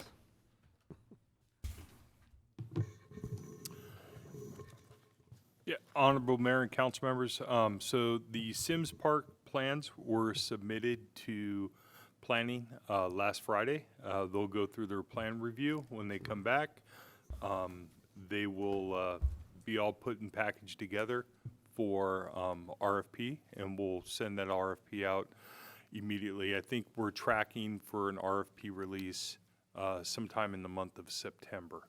So with that in line, and I'll just kind of lay this out, we've kind of